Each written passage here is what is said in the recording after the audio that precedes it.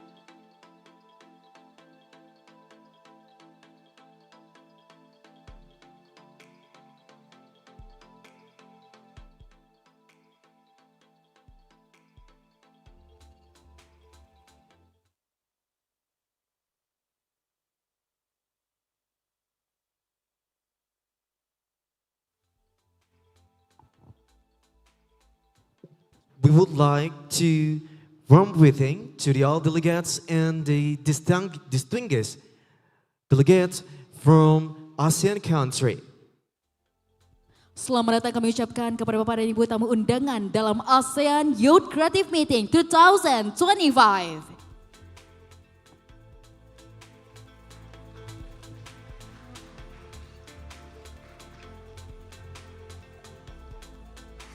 Sekali lagi kami ucapkan selamat datang kepada yang terhormat tentunya yang hadir pada hari ini dari ASEAN Youth Creative Meeting 2025.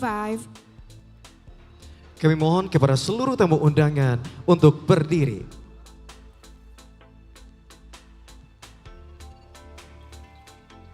Selamat datang kepada Deputi Bidang Pelayanan Kepemudaan Bapak Dr. Andes Johan MSI beserta rombongan.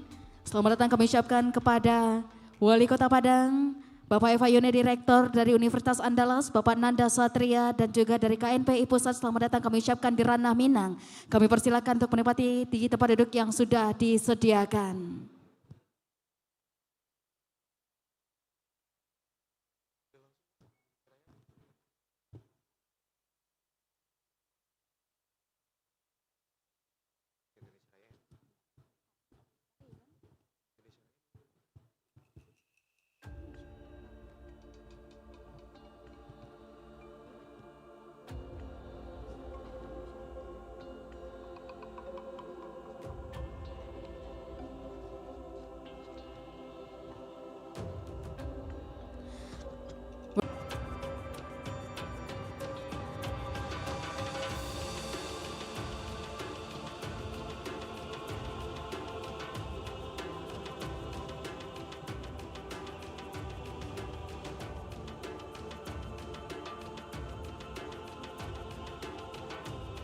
To all delegates, please be seated. We invite you all to please be seated for this event will begin in a few minutes.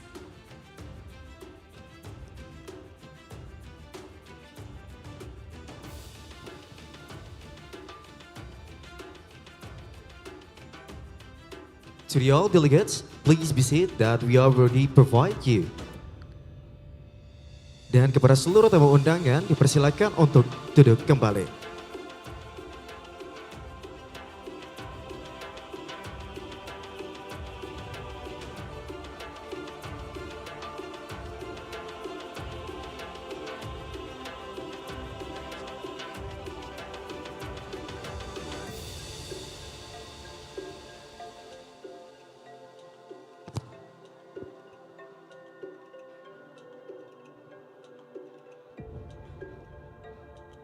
Kepada teman-teman dari fotografer dan media, kami persilakan untuk menempati di tempat yang sudah disediakan.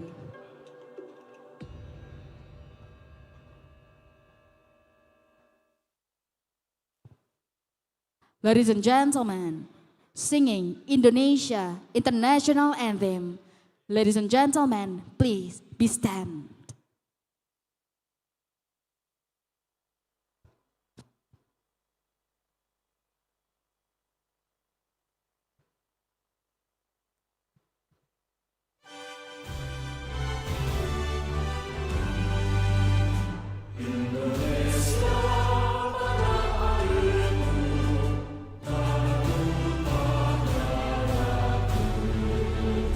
Di sanalah aku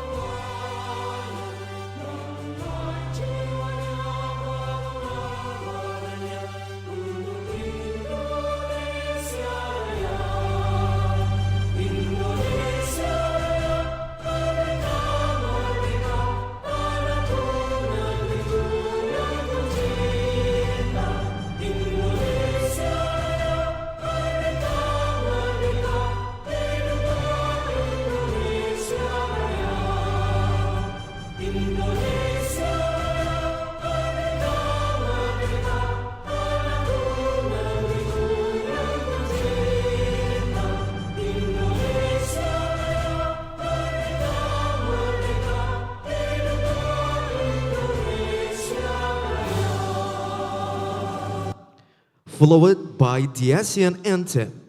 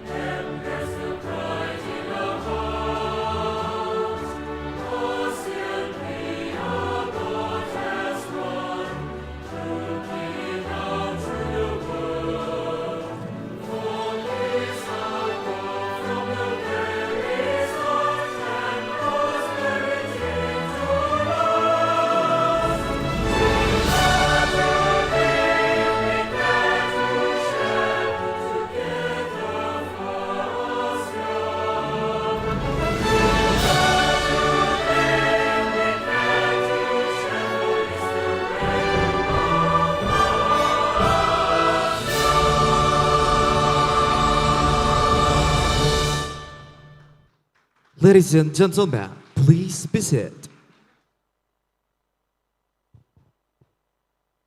Ladies and gentlemen, as we continue this morning's ceremony, we are pleased to present the Tarian Nusantara, performed by Sanggar Sarai Sarumpun.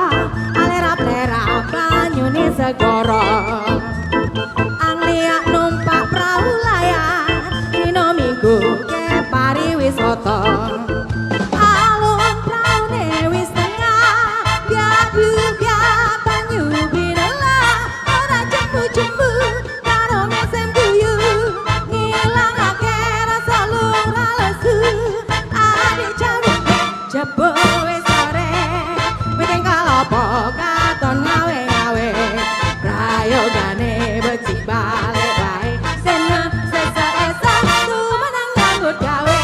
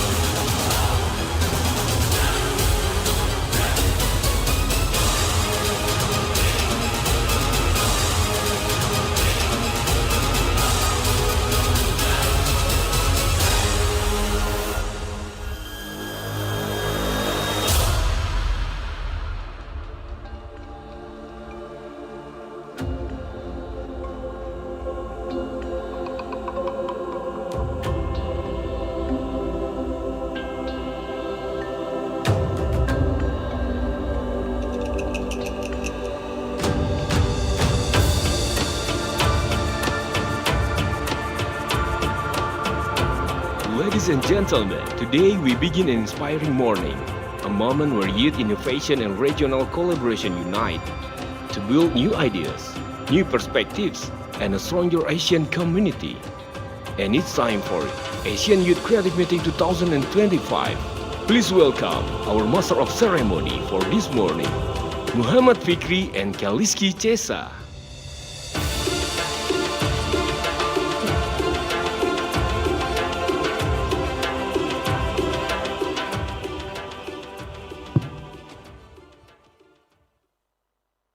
Assalamualaikum warahmatullahi wabarakatuh.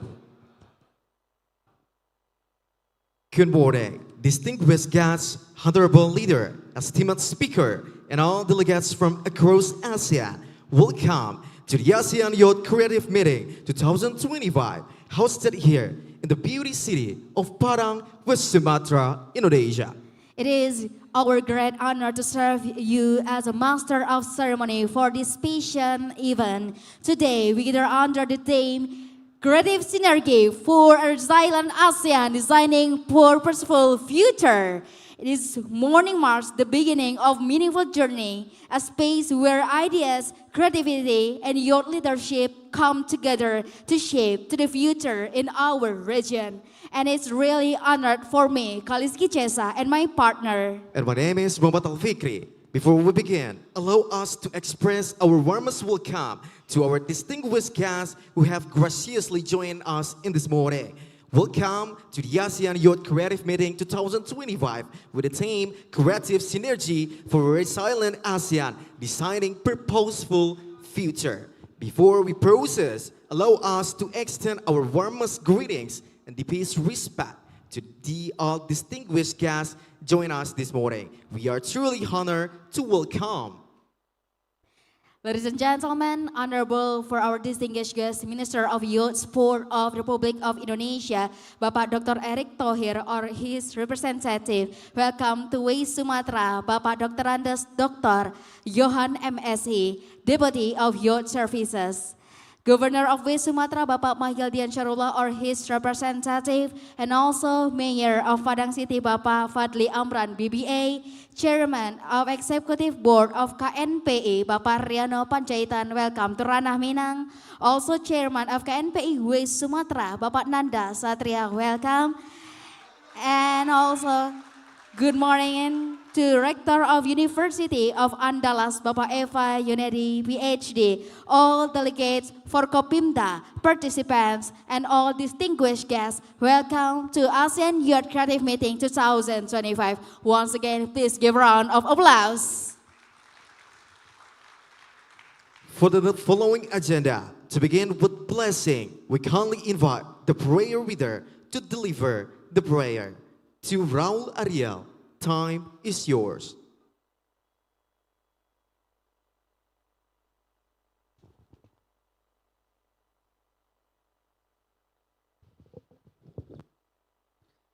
Assalamualaikum warahmatullahi wabarakatuh. Bapak dan Ibu hadirin yang berbahagia, marilah sejenak kita menundukkan kepala, bermunajat kepada Allah Subhanahu wa taala agar acara ASEAN Youth Creative Meeting dapat berjalan dengan sukses dan diberkahi Allah Subhanahu wa taala. A'udzu billahi minasy syaithanir rajim. Bismillahirrahmanirrahim. As-salatu was-salamu ala asrafil anbiya'i wal mursalin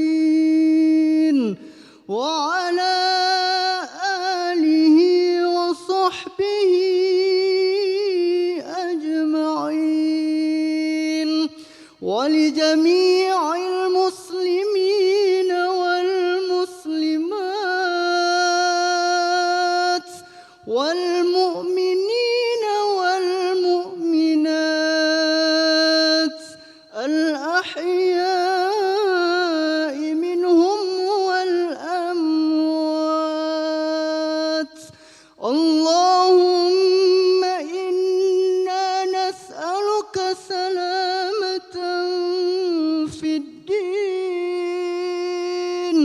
وعافية في الجسد وزيادة في العلم وبركة في الرزق وتوبة قبل الموت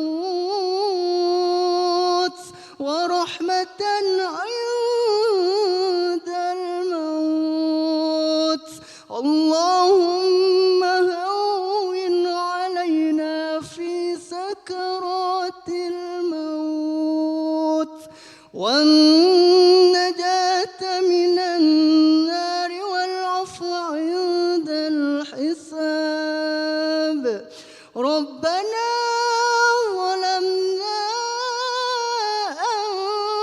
أنفسنا وإن لم تغفر لنا وترحمنا لنكونن من الخاسرين.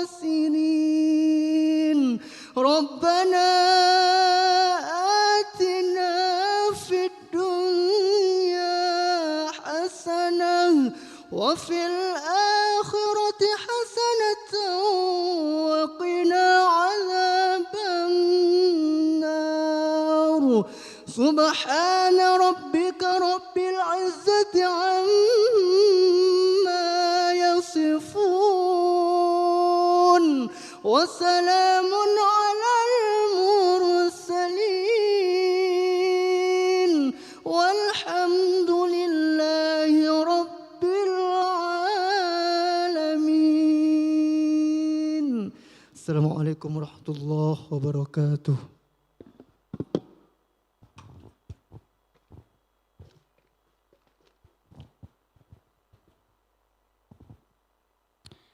Ladies and gentlemen and our speakers, next agenda, opening remarks by Bapak Eva Yunedi PhD, Rector of University of Andalas. Opening remarks, we invite. Kata sambutan dari tuan rumah kepada yang terhormat Bapak Eva Yunedi PhD, Rektor dari Universitas Andalas.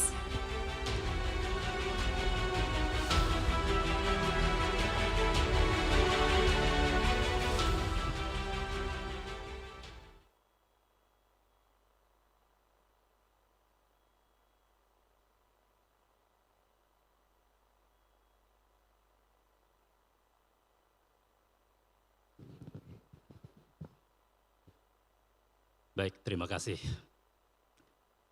Pak Nanda Satria luar biasa ini. Hidup Ketua.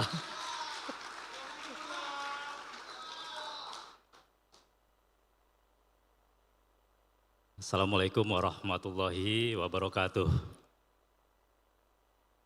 Good morning, distinguished guests, Dr. Johan, representing Mr. Erick Thohir, the Minister of Youth and Sports of the Republic of Indonesia. The Honorable Rahayu Saraswati Joyo Hadikusumo,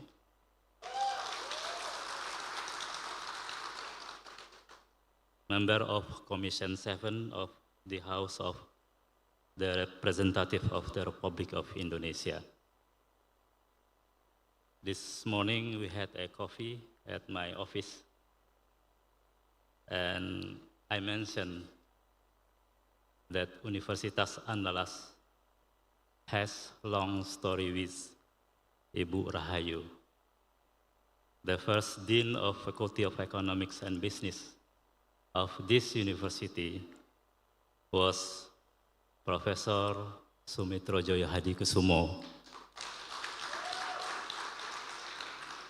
The faculty established in 1957, and the first lecture was given by the Honorable Professor Sumitrojoyo Hadikusumo during actually PRRI Permesta di Sumatera Barat. It's a long story. The Honorable Fadli Amran, our beloved Mayor, City of Padang,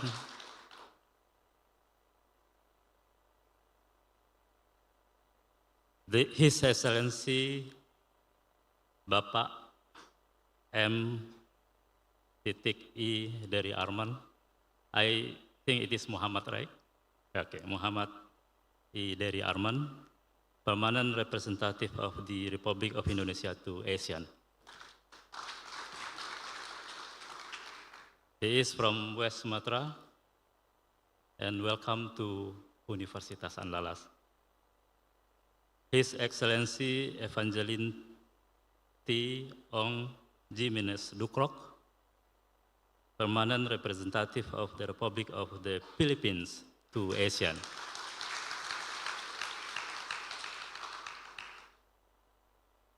Bapak Riano Panjaitan, the Chairman of DPP KNPI. Luar biasa, Pak. Ini arminya banyak banget. Bapak-bapak Forkompimda, Bapak Kajari, Bapak Dandim, Bapak Kapolres, Bapak Kadis, maaf, Kadis Diaspora Provinsi Sumatera Barat, the Secretary of the University of Andalas, Bapak Aidinil, ladies and gentlemen, distinguished delegates, and youth representatives from across 11 countries in the ASEAN. A very warm welcome to all of you. Yeah. Mana suara mahasiswa UNAND?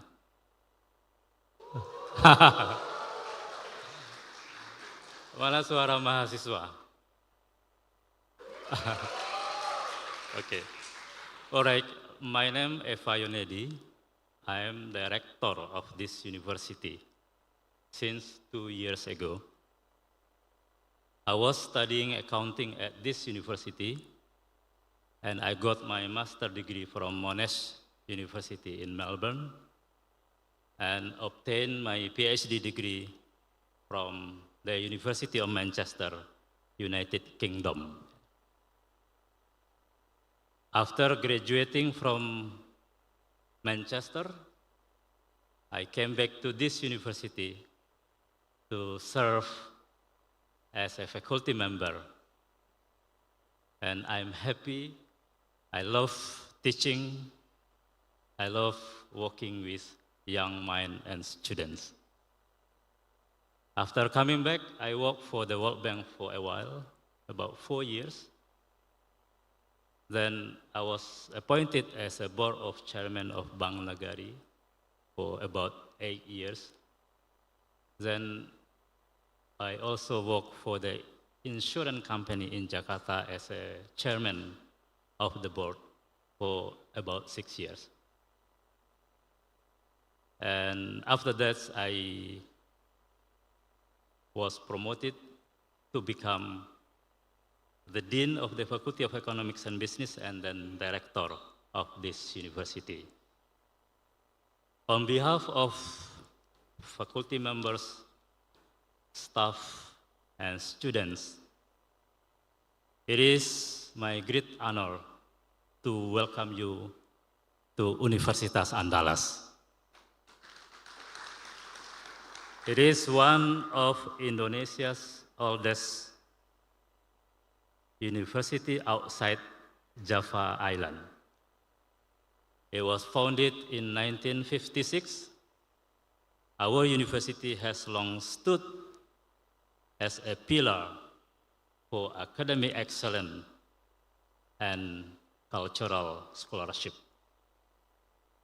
In 2025, UNAND strengthened its global academic position by earning a place in the Times Higher Education within 200 band for interdisciplinary science research discipline. So we are top 200 university in the world for interdisciplinary science research ranking. The university also improved its international visibility through QS Asian 2026 rankings. We are top 300 in Asia and top 77 in the Southeast Asia. Thank you. We are committed to investing more in education, teaching, research and innovation, and above all, investing in the future leaders of this country. Alongside ranking achievement, UNAND expanded its global recognition by having 27 of our study programs already internationally accredited by ABET from the US, FIBA from Germany, Royal Chemistry Agency from British, and also ABES 21 from Tokyo, as well as a UN QA framework, Asian University Network Quality Framework. So we happy with our progress, and we must work hard in the future to keep this university is more relevant, can produce graduates that are able to compete beyond national job market. We are located in the hills here, the village of Limomanis, but it is a city now with 36,000 students, and we have empowered local economies through our existence in this area.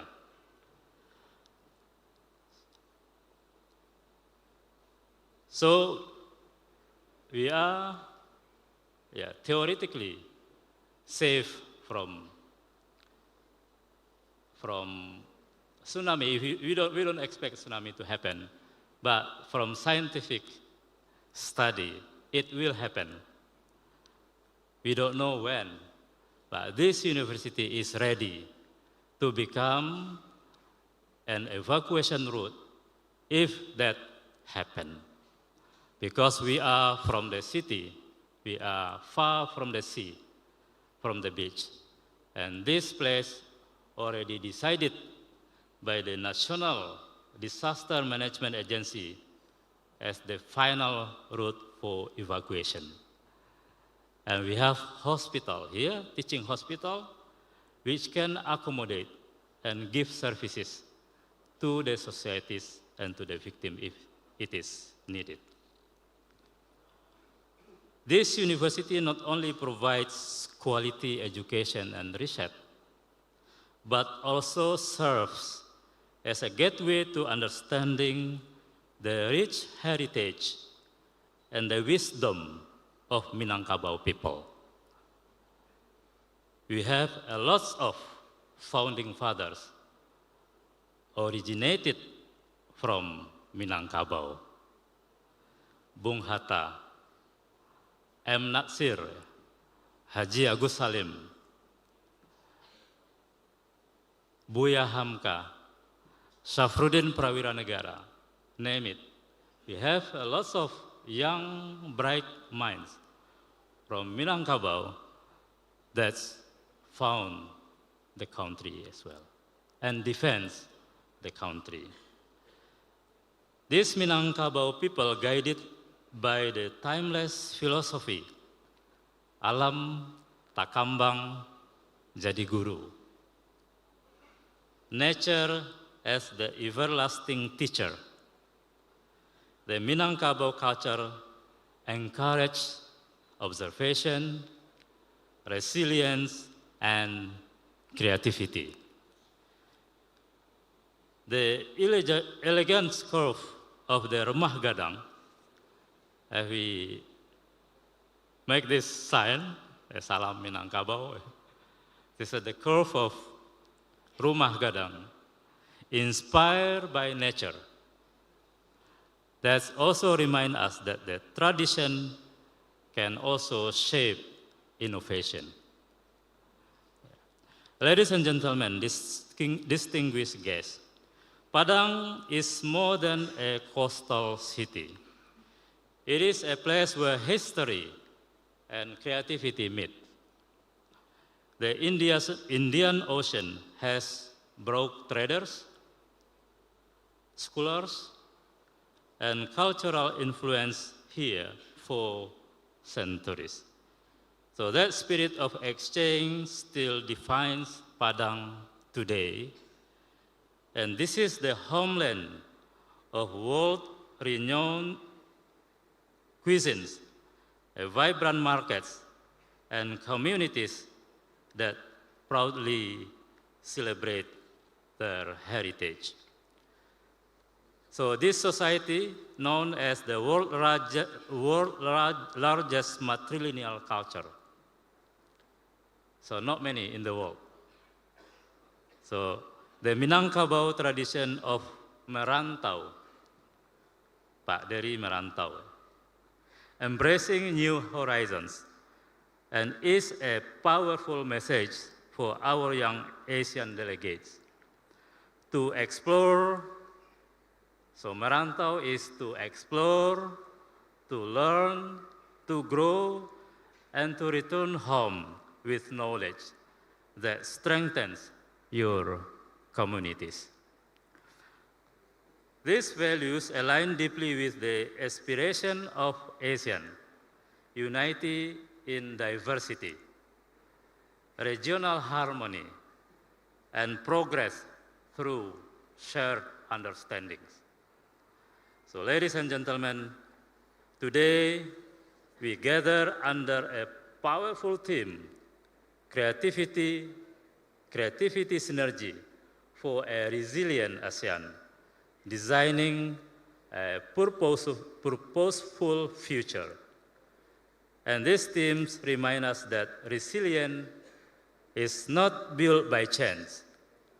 It is designed through cooperation, innovation, and shared purpose. So you present here today, the ambassadors, scholars, and young leaders symbolize that the future of a region that is one of the most culturally rich and economically dynamic in the world. So on behalf of the university, it is my great honor and privilege to welcome you to Asian Youth Creative Meeting 2025.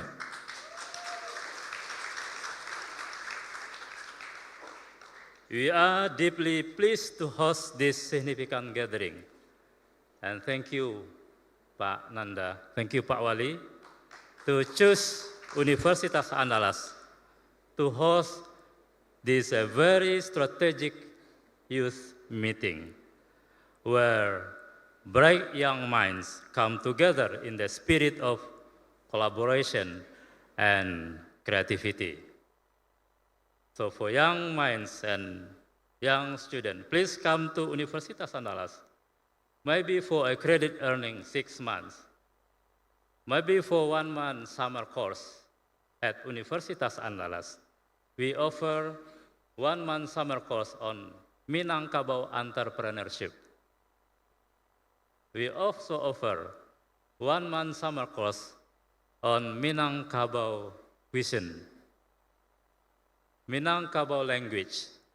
We offer a lot of summer course at this university where you can join us as a student at Universitas Andalas. Pak Wali, this year we received 1,200 applicants from 45 different countries in the world to study at Universitas Andalas. But we can only accept 26 of them. is quite competitive.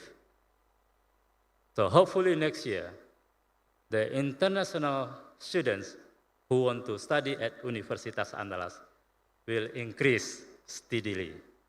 So that's to make this university more globalized, more internationalized, but rooted in the local culture. As higher education institution, we firmly believe in the power of youth-driven innovation. Universities are space for where ideas grow, where collaboration happen, and where future leaders are shaped here at university. We are proud to support initiatives like this meeting. We most welcome to work with other youth organizations to hold these similar events in the future. This will encourage young people to explore solutions, exchange insights, and build networks that transcend national boundaries. We also need to fight together as young people to overcome transnational crimes which happen in our regions.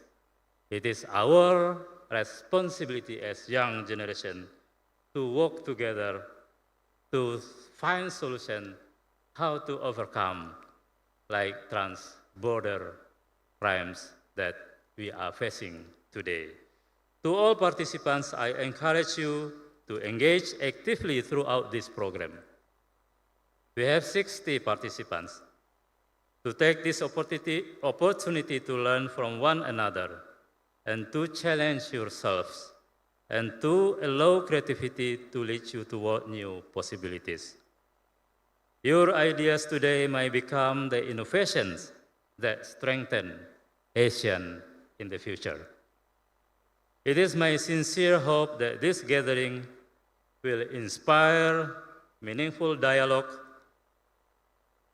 fruitful collaborations, and empower each of you to contribute to a resilient, inclusive, and core purpose-driven Asian community. As a closing, to our ambassadors and honored guests, your leadership continues to open doors for collaboration and cultural exchange. So thank you very much, Pak dan Ibu Ambassadors. To our youth delegates, your imagination and courage will shape the Asean of tomorrow. So tepuk tangan untuk para delegasi. To the students of Universitas Andalas, your heritage and your creativity are invaluable contribution to our shared future. This university founded by Bung Hatta, and the mission is only one, which is for the glory of the nation. And you students are part of that, part of the initiative to glorify the nation. Pak Nanda juga alumni sini.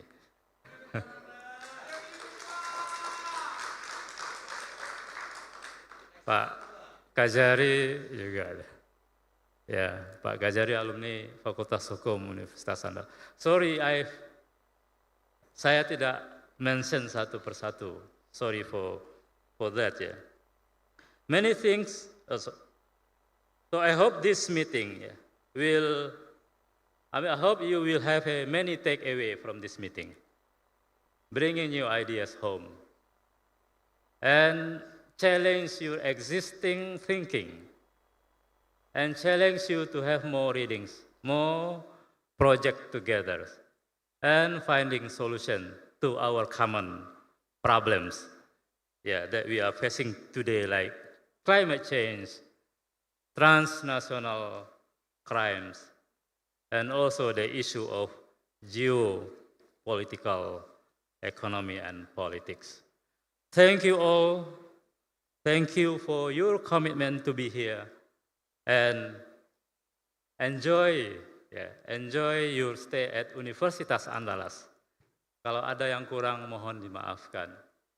So I am humble to have you at Universitas Andalas, and hopefully you will be around sometime in the future to take even a master or doctorate degree at Universitas Andalas.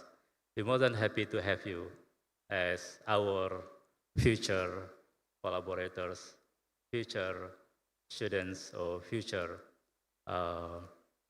partner to advance the higher education, research, and innovation. Thank you very much. Wassalamualaikum warahmatullahi wabarakatuh.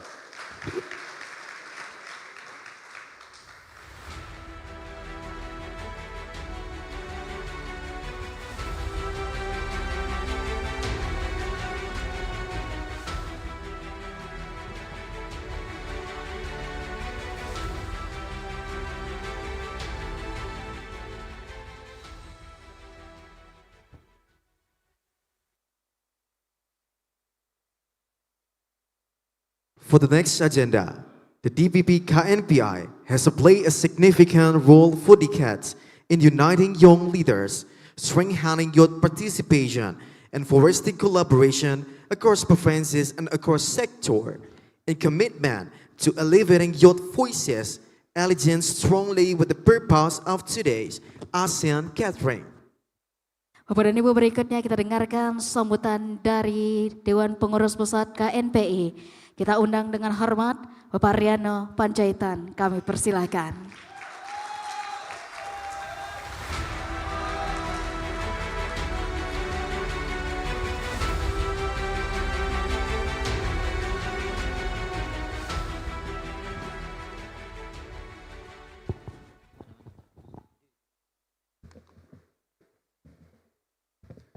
Bismillahirrahmanirrahim. Rabbi israh li sadri wa yassir li amri wahlul 'uqdatam min lisani yafqahu qawli. Assalamualaikum warahmatullahi wabarakatuh. By the way, I was finished my study in Cairo, Egypt, so I think my Arabic language pronunciation more better than my English. I'm sorry for that, but I will try my best. So, let me open my speech with poems. Who's answering my poems with cakep, louder, may God bless you more. Dari Minangkabau ke negeri jiran, budaya terjalin sepanjang zaman. Pemuda ASEAN hadir bersamaan, menuai kreativitas, menebar kedamaian. One more poem, please.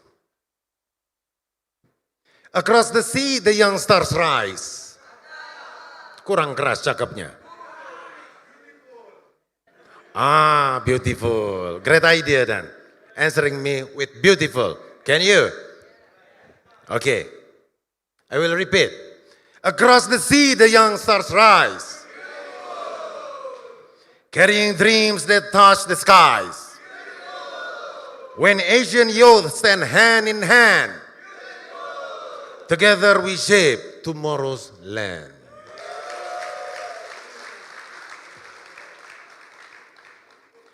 Your Excellency, representing the Governor of West Sumatra, the Provincial Secretary of West Sumatra, Your Excellency,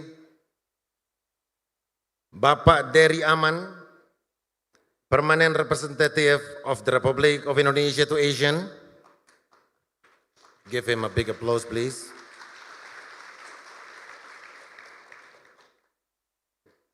Your Excellency, Ibu Evangeline T. Ong Jimenez Du Rakok, sorry if I missed. Permanent Representative of the Republic of the Philippines to Asean. Welcome to Indonesia, especially to Padang, ma'am. Honor Speaker, my best friend, Mbak Rahayu Saraswati Joyo Hadi Kusumo. Thank you for coming.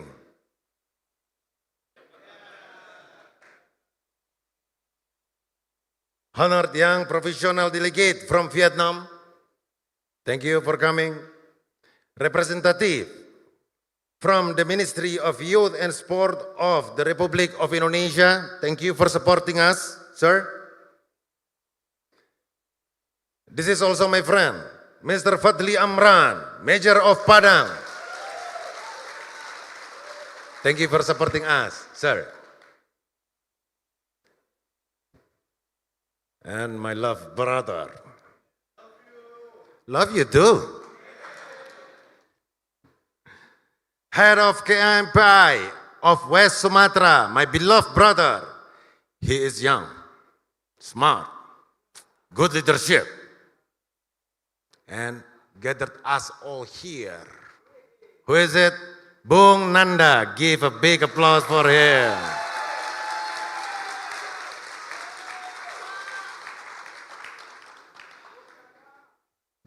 Paten kali barang itu. 2 periode pun jadi barang itu. Hah?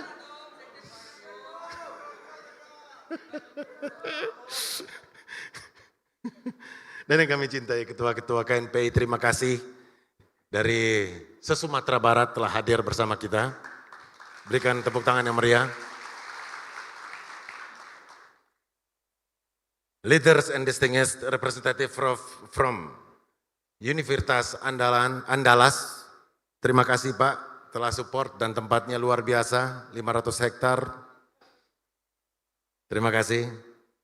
Distinguished delegates from all Asean member states, member of the organizing committee of Asean Youth Creative Meeting 2025. Ladies and gentlemen, good morning and warm greetings to all ASEAN delegates. Allow me to extend greetings to our brothers and sisters across ASEAN. Selamat datang dan salam pemuda Indonesia. A very good morning. Sawasdi, sawadikap, sawadika. Is it right? Mabuhay, Xin Chào, Swasday, Sebeday, Mingalaba, salam hormat. And from our host in West Sumatra, salam dari ranah Minang.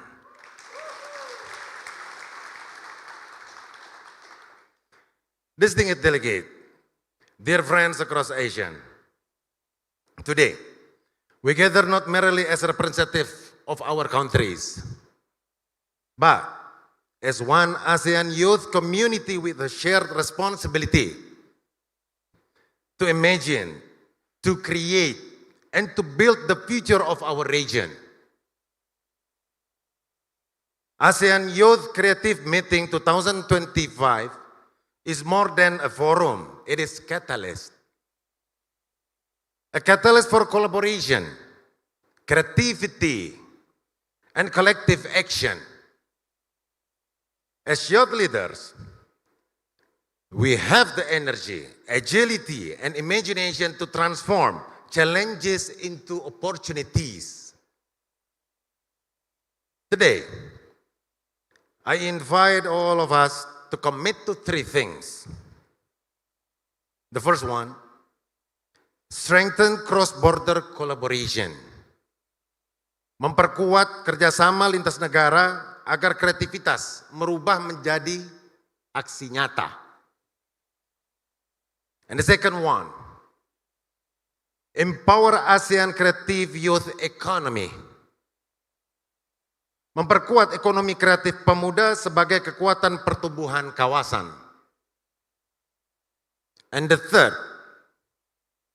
and I think this is very important for us, for all of us, build long-term ASEAN youth networks.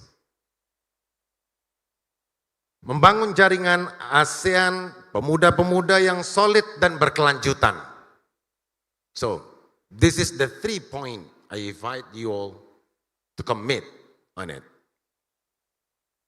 Here in West Sumatra, the land of cultural brilliance, culinary mastery, and artistic heritage, we are reminded that identity and creativity are powerful forces that unite us. Let us use this gathering to build friendship, strengthen solidarity, and shape an ASEAN identity that is inclusive, innovative, and future ready. To all youth delegates, last, what I have to say, future is not something that we waiting for, but future is something that we build and create. Let us be that generation. Thank you. And warm greetings again from Indonesia. Assalamualaikum warahmatullahi wabarakatuh.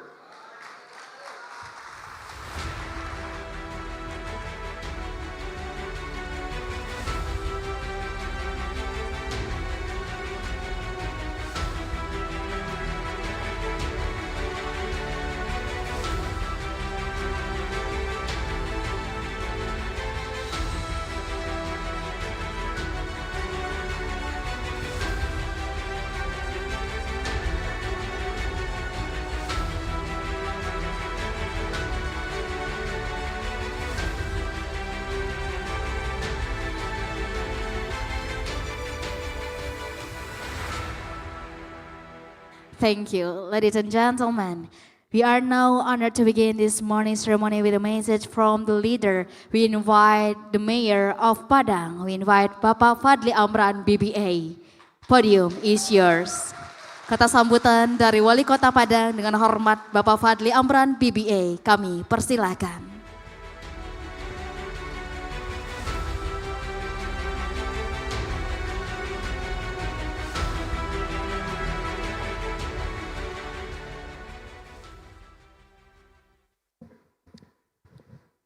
Terima kasih. Assalamualaikum warahmatullahi wabarakatuh. Salam sejahtera untuk kita bersama. Alhamdulillah. Puji syukur sama-sama kita ucapkan kepada Allah Subhanahu wa taala, Tuhan Yang Maha Esa. Salam selalu tanjungkan pada Nabi besar Muhammad sallallahu alaihi wasallam. Yang terhormat hadir bersama-sama kita Menteri Pemuda Olahraga, Deputi Bidang Pelayanan Kepemudaan, Bapak Dr. Ranses Yohan. Terima kasih Bapak sudah hadir di Kota Padang. Yang sesama kita hormati dan tentunya kita banggakan ini tokoh muda kita hadir membersamai dalam kegiatan ini. Anggota DPR RI, Wakil Ketua Komisi 6, Ibu Rahayu Saraswati Joyo Hadikusumo. 7, mohon maaf. Selamat datang di Kota Padang. Yang sesama kita hormati, Duta Besar Republik Indonesia untuk ASEAN, Bapak Dery Aman, selamat datang di kampung halaman. Tadi katanya juga berasal dari Sumatera Barat. Yang sesama kita hormati, Her Excellency Duta Besar Filipina untuk ASEAN, Mrs. Evangeline Tiong. Terima kasih, selamat datang, welcome to the city of Padang. Yang sesama kita hormati, Bapak Gubernur Provinsi Sumatera Barat, hari ini diwakili oleh Bapak Kepala Dinas Perhubungan dan juga Pemuda Olahraga, Bapak Dedi Diantolani. Saya perlu notis beliau juga adalah mantan pengurus KNPI Sumatera Barat ya. Jadi ini senior kami dulu. Luar biasa, menjabat 2 jabatan sekaligus. Nah ini hebatnya KNPI. Yang sesama kita hormati, tentunya tuan rumah yang baik, sudah mengizinkan kita untuk berkegiatan di universitas yang tentunya kita banggakan. Rektor Universitas Andalas, Bapak Dr. Eva Yunedi SE MMPM, Bapak Profesor, berikan aplaus untuk beliau. Terima kasih atas komitmen, ya, komitmen untuk bagaimana youngsters, youth generation, especially in Padang, ya, can host this wonderful big events. Dan tentunya apresiasi kepada Universitas Andalas yang sudah membina acara ini. Yang sesama kita hormati, tentunya kita juga banggakan tokoh muda nasional kita. Ketua DPP KNPI Bung M. Riano Panjaitan beserta Bung Sekjen, berikan aplaus pada seluruh pengurus Bank Rijal. Ya. Ini seperti deja vu ya. Walaupun mungkin dulu selaku Ketua KNPI sekarang menjadi wali kota, tetapi saya pun juga adalah bagian dari jaket biru KNPI ini dulu Bapak dan Ibu semua. Yang sesama kita hormati, I must notice, I must admit, yeah, as the local president, KNPI, local president back then in 2018, I also managed to host some international events, international meetings. But I must admit, it's not as big as this wonderful ASEAN Youth Creative Meeting. So give a round of applause for the Ketua Bung Nanda Satria.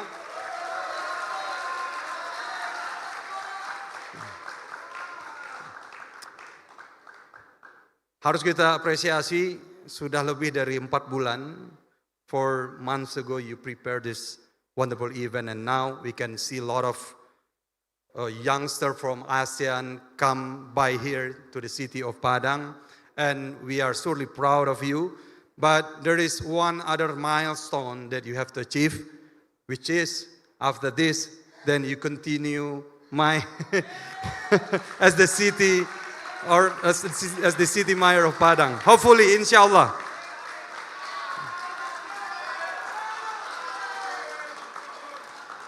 Kalau waktunya tinggal diatur saja nanti.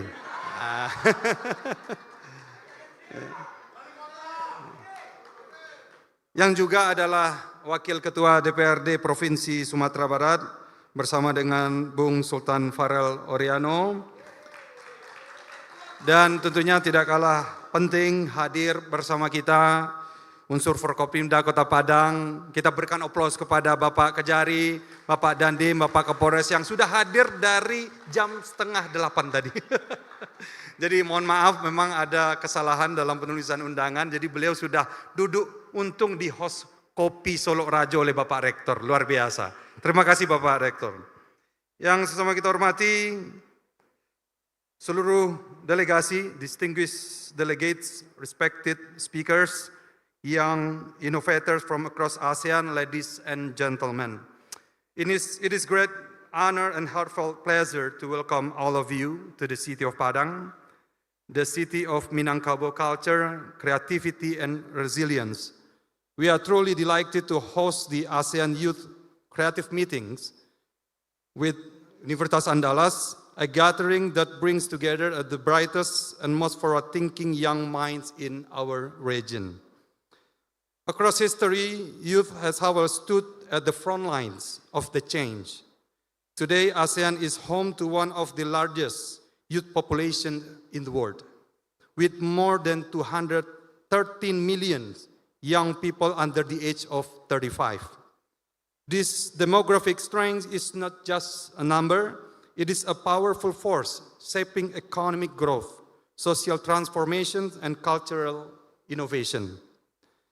Studies show that young people today are the most educated, the most connected, and the most digitally empowered generation in human history.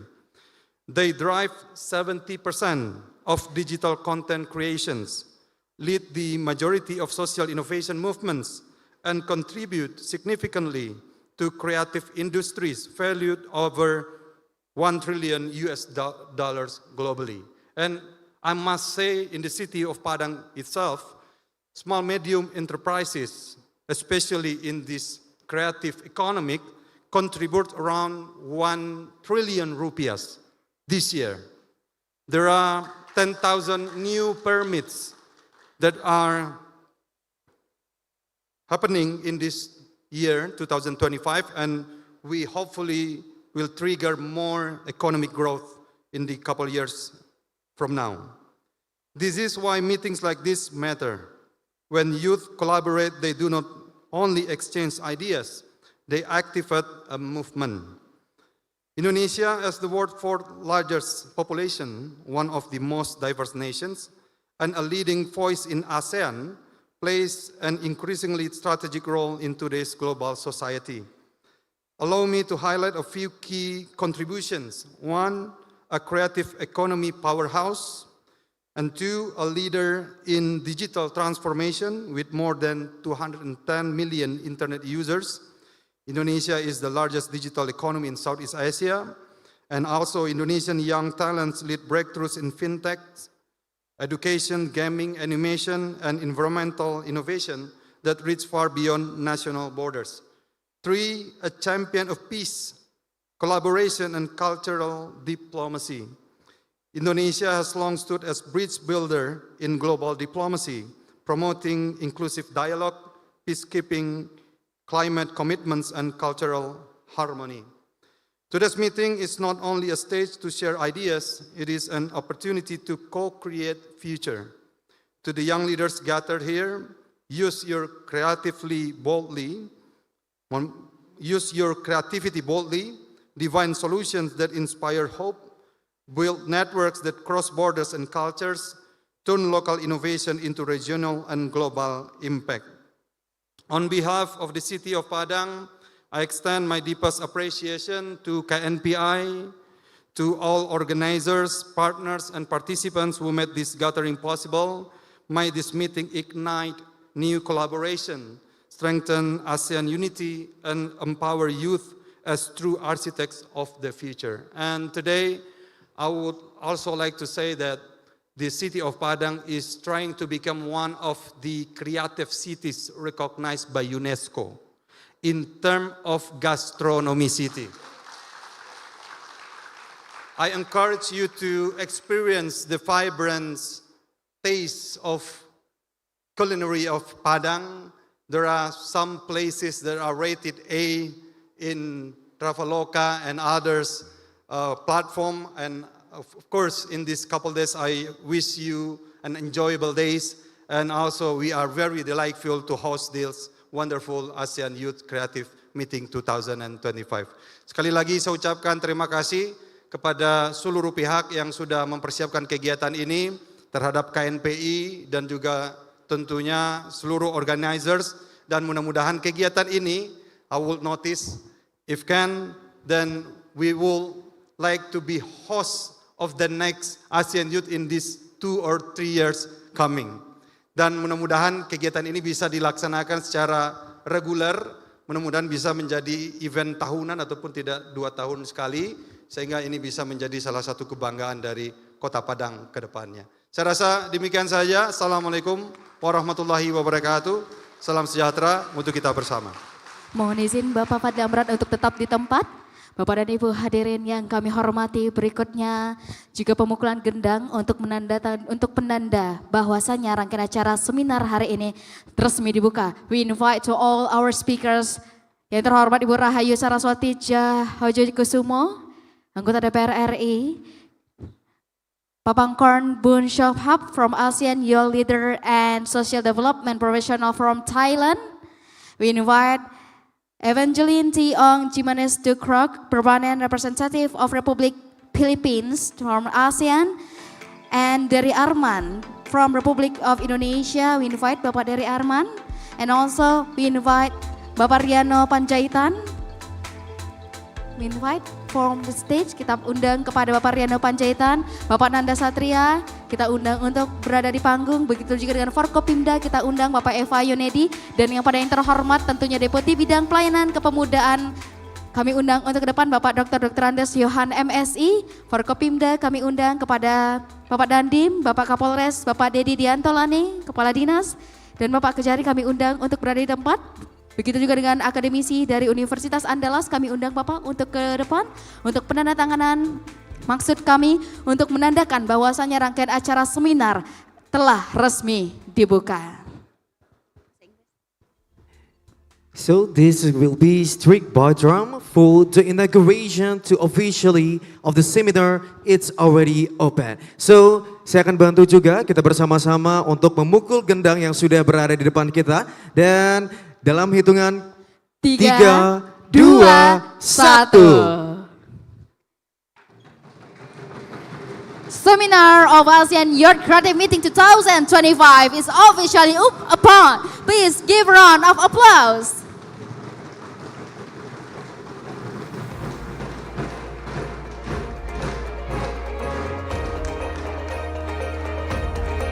Thank you so much, ladies and gentlemen. We would like to thank you. And also for the next agenda, we have to give a plaques to all distinguished guests and also all the participant here. Dari Bapak dan Ibu hadirin, tentunya berikutnya juga pemberian plakat dari Bapak Fadli Amran kepada narasumber kita yang hadir pada hari ini. Mohon izin untuk tetap di tempat, Bapak dan Ibu. Bapak mohon izin untuk tetap di tempat. Kami minta untuk tetap berada di panggung terlebih dahulu, Bapak Ibu. And we ask to stay on the stage first before we move, because we have to give a plaque to our distinguished guest. Please hold on for the stage, or for the next session is giving the plaque of appreciation to all our speakers of this seminar from the Mayor of Padang. Pemberian plakat first for the Deputi Bidang Pelayanan Kepemudaan dari Bapak Fadli Amran kepada Bapak Dr. Andes Yohan MSI dari Deputi Bidang Pelayanan Kepemudaan. Kita persilahkan. Mohon izin kepada Bapak Dr. Andes Yohan MSI. First for Ibu Rahayu Saraswati dari DPR RI Republik Indonesia. Kita berikan tepuk tangan yang meriah Bapak dan Ibu. Thank you, terima kasih Ibu. Berikutnya kita persilakan kepada Ibu Evangeline Jimenez de Croc, the Permanent Representative of Republic of Philippines to ASEAN. Thank you. And for the next speakers is from Thailand. Mr. Papangkorn Burnkomhap from ASEAN Young Leader and Social Development from Thailand. And the last one is for Bapak Dery Arman, the Permanent Representative of Republic of Indonesia to ASEAN. Kita berikan tepuk tangan yang meriah kepada seluruh tamu undangan kita yang telah hadir pada pagi hari ini. Thank you. For the next session, kita berfoto bersama dengan salam ASEAN. Mohon izin saya bantu untuk salam ASEAN. Bersama dengan Forkopimda dan KNPI tentunya pada hari ini, kepada media dan fotografer kita persilakan untuk mengabadikan momen pada hari ini. Bapak dan Ibu, boleh kita berikan tepuk tangan yang meriah. Kita bantu dalam hitungan 3, 2, 1. Sekali lagi 3, 2, 1. Untuk terakhir boleh kita berikan foto dengan salam Minangkabau. Minangkabau sign. 3, 2, 1. One more. Sekali lagi 1, 2, 3. Terima kasih. Kita berikan tepuk tangan yang kami meriah. ucapkan kepada seluruh tamu undangan yang telah hadir pada pagi hari ini. Thank you so much.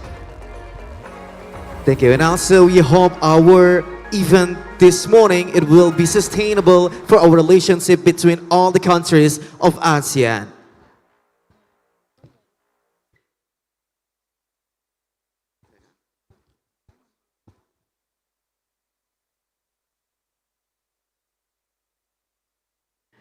Ladies and gentlemen, we have now arrived at the most anticipated moment of this morning. A message from the national leader whose vision, dedication, and commitment continue to shape the future of youth development in Indonesia. And also, with the highest respect and appreciation, we are honored to invite our keynote speaker, Bapak Dr. Andes Yohan MSI, Deputy of Youth and Services of Republic Indonesia. Time is yours.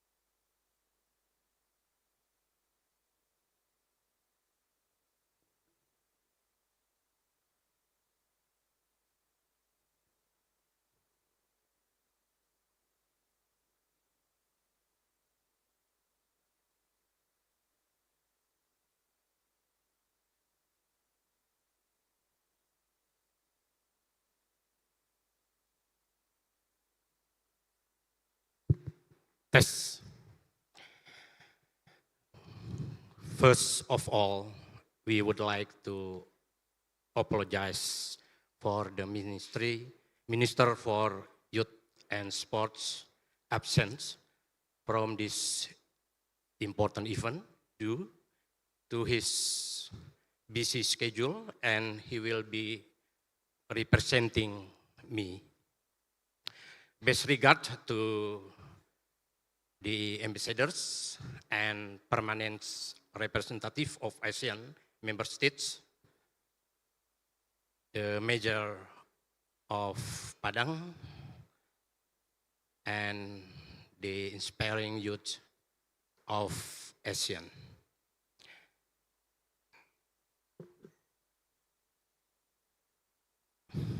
I will begin with a pantun.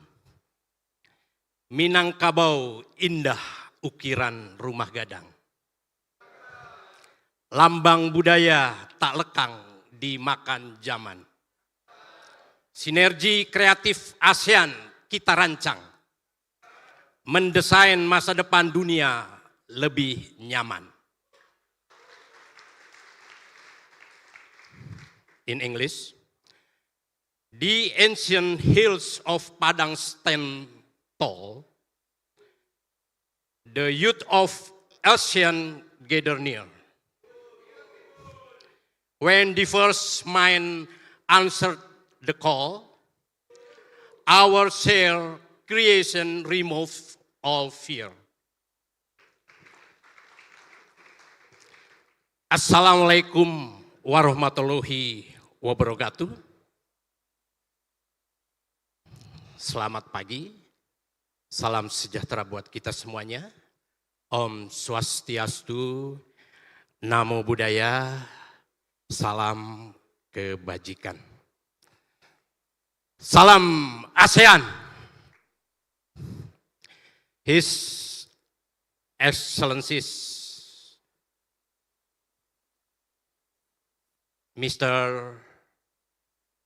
Eva Yonedi, PhD, Director for Universitas Andalas, His Excellencies Ambassador Ms.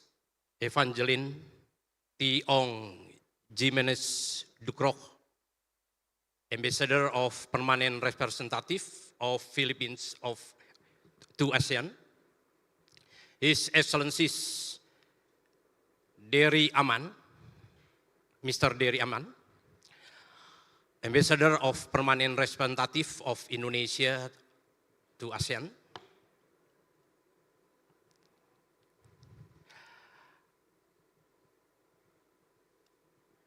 His Excellencies Ms. Rahayu Saraswati, the member of Indonesia Parliament, Mr. Nanda Satria,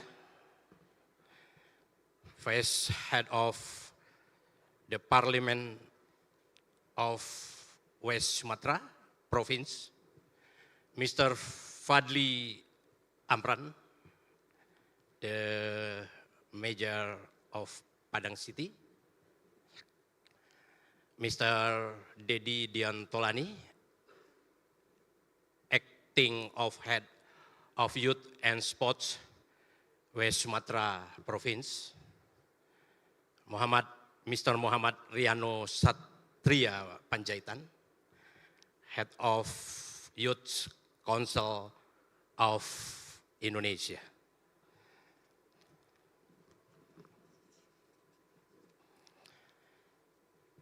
It's a true honor to address the ASEAN Youth Creative Meeting 2025 before the brightest minds and most creative hearts of Asia, here in the culturally rich and resilient city in Padang.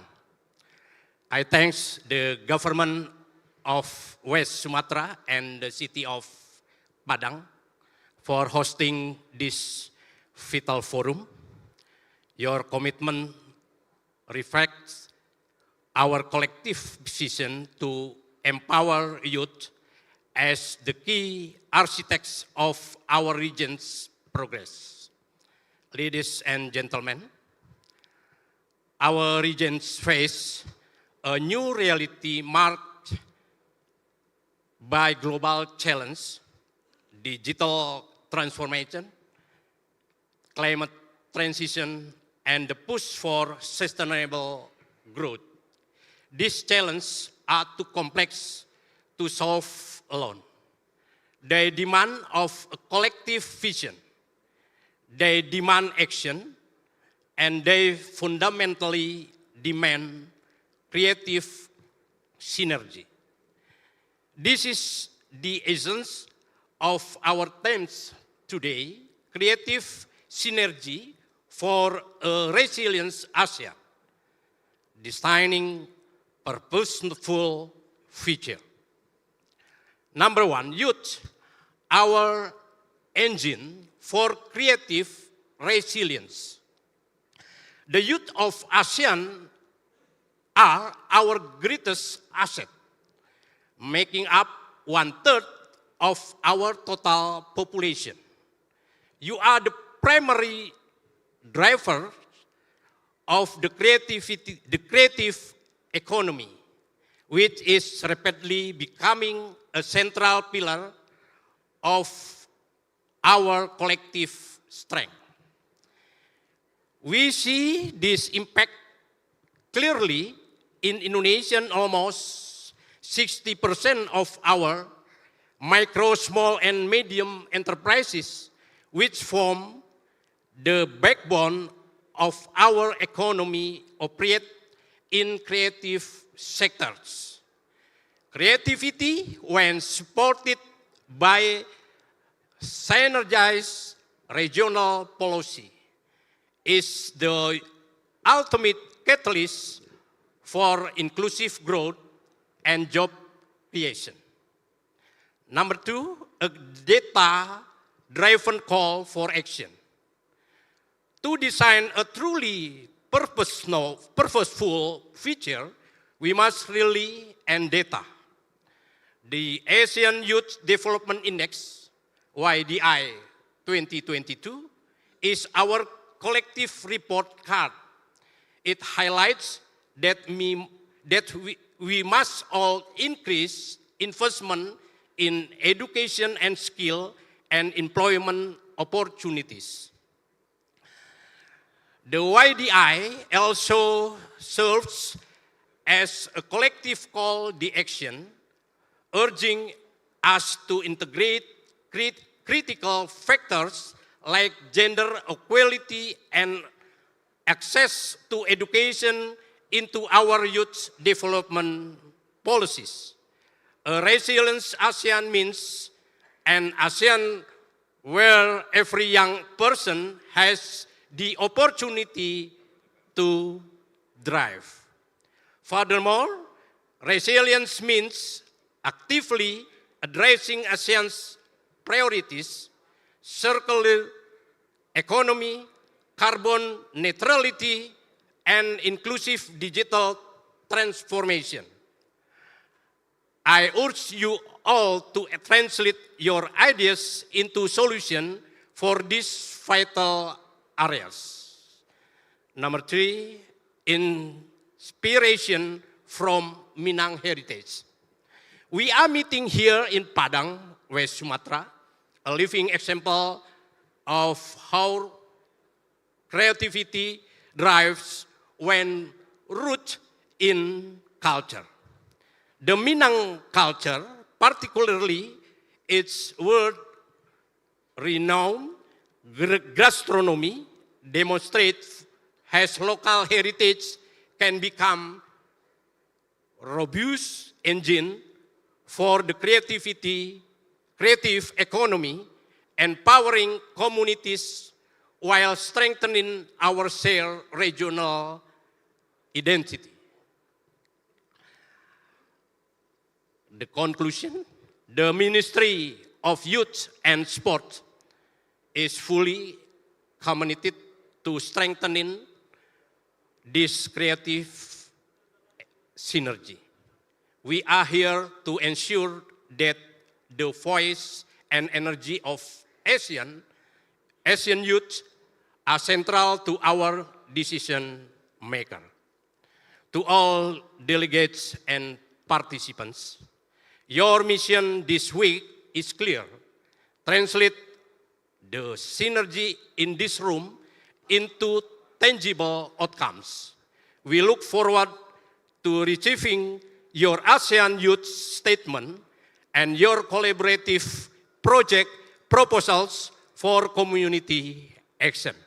Let us for together to design an ASEAN that is stronger, more inclusive, and future ready. You are not just the future of ASEAN. You are the creative architects of its present. Let us leave Padang not just inspire, but with a purposeful pledge to build a resilient ASEAN together. Thank you. Wassalamualaikum warahmatullahi wabarakatuh. Om Santi Santi Santi Om. May God bless us all. ASEAN greetings.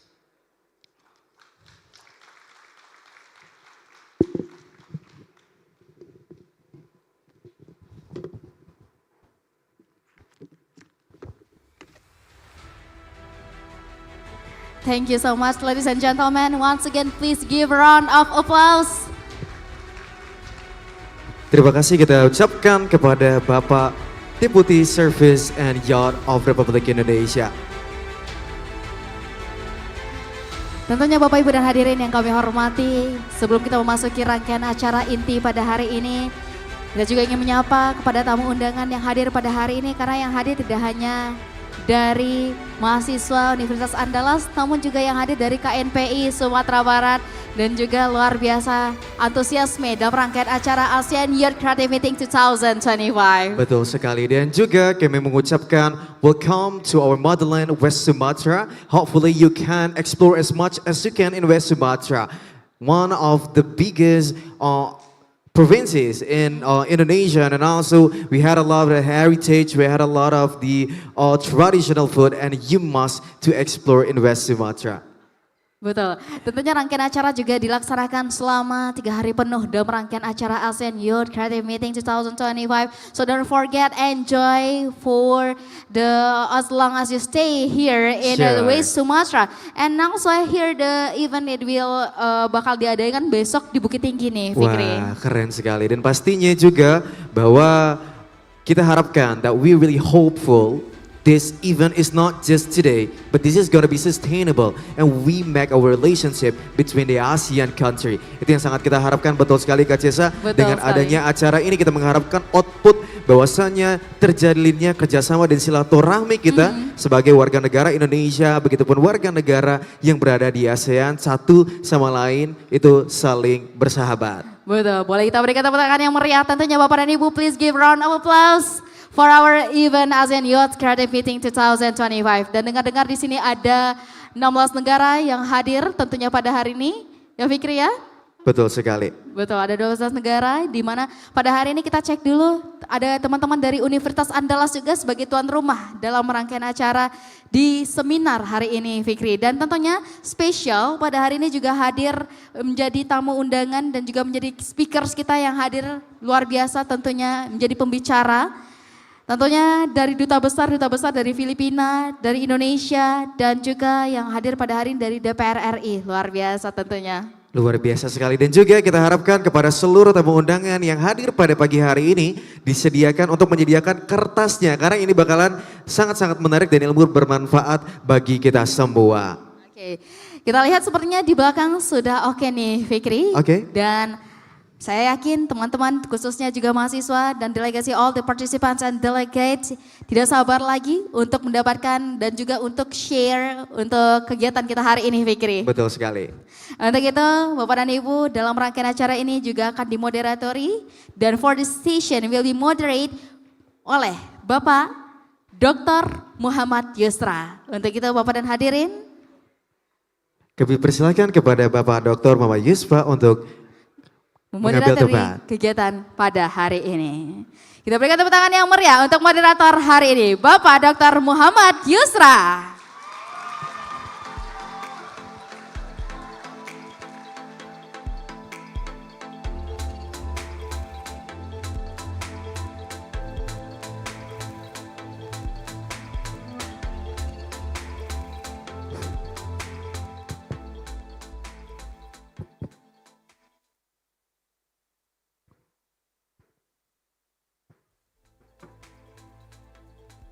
Bismillahirrahmanirrahim. Assalamualaikum warahmatullahi wabarakatuh.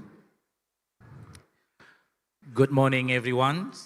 Distinguished delegates, distinguished guest speakers, panelists, and participants of international seminar on ASEAN Youth Creative Meeting 2025.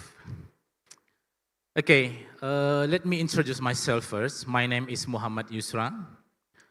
I am a lecturer in International Relations Department. I think some of my students are here to join the international meeting simulation, yeah, with our great trainer from Ministry of Foreign Affairs. And also, I did my PhD in the city of love, which is Paris, yeah. I did my PhD in Université Paris 1 Panthéon-Sorbonne. That's what the way the French said the name of the university. Okay. Allow me this morning to welcome all of you, the delegates from across Southeast Asia. Last night we saw the vibe was very ASEAN. I was very proud when I saw the young from Southeast Asia with the big pride touch their own flag under the umbrella of the ASEAN. So applause for all of us, the member and the delegates. Okay, these great and important events, yeah, will be more great, I think, with our great speakers. I think due to the time constraint, I need to be honest, yeah. I need to limit my introductions. I would like to invite our distinguished speakers for this morning. I would like to invite for the first Mbak Rahayu Saraswati Joyo Hadikusumo, the member of Indonesian House of Representatives from Commission 7. Halo Mbak Sarah, can I call you Mbak or Bu Sarah? Okay, and the second, I would like to invite to the stage His Excellency Ambassador Dery Amand, the permanent representative of Indonesia to ASEAN. Please welcome, ambassadors. Okay, and the next, I would like to invite also our current chair of ASEAN and also the permanent representative of Republic of Philippines to ASEAN, is Her Excellency Ambassador Evangeline Tiong Jimenez de Croc. Okay, please welcome, Madam Ambassadors. And last but not least, yeah, we have the young, talented, energetic, young professional from Southeast Asia. Please, my apologize if I'm mistake to pronounce your name. Bro Papangkorn Bunsophap from Thailand. Please welcome.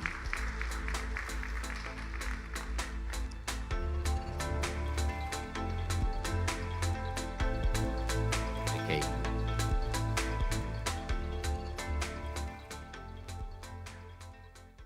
Okay. Mbak Saras, ambassadors, and also Paphon. Well, sorry, Papangkorn. Can I call you Papangkorn or Bunsophap? Fico easier. Okay. Okay. He introduced his nickname is Fico, yeah? Okay, which is more Western than what it is. Okay, thank you. We'd like to begins our maybe international seminar sessions. We have with us here four outstanding or for distinguished speakers for these wonderful and outstanding seminars. I would like to give the first occasions maybe for Ambassador dari Aman, which has prepared the presentations as I got. Okay, Mr. Ambassador dari Aman is one well-experienced diplomat and one of our proud diplomats in Indonesia. He has posted in many strategic and important posts of Indonesian Ministry of Foreign Affairs. Now please, Ambassador, Bapak, or maybe can I call you sometimes Uda dari Aman, since he is also from Ranah Minang. Okay, please welcome Ambassador. Thank you very much. Thank you very much, Pak Yusra, as our moderator this morning. Bismillahirrahmanirrahim. Assalamualaikum warahmatullahi wabarakatuh. Excellencies, colleagues, friends, most importantly, our young generation, including the ones wearing the blue jackets, of course.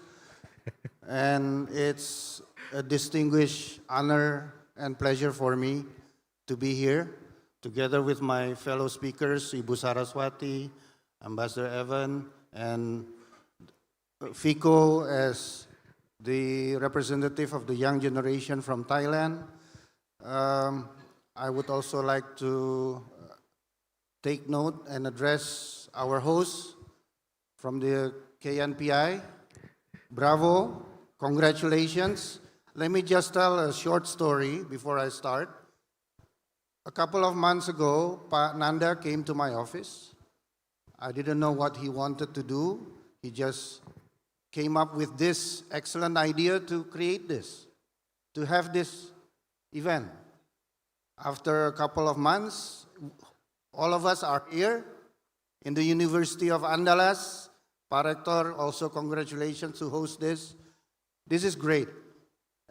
I've been to a number of events that have been organized by different kind of organizations, and especially I am so proud to be coming back to my roots, which is the province of West Sumatra, although I never lived here.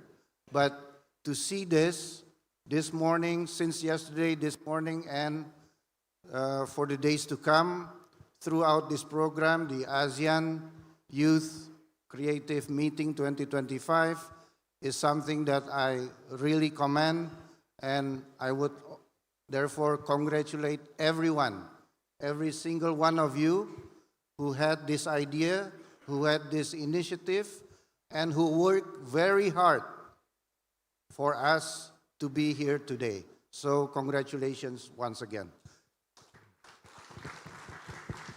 Excellencies, colleagues, friends, and young generations, I think as we have heard and listened to all the remarks from the very beginning until now, this session, there are a lot of valuable values,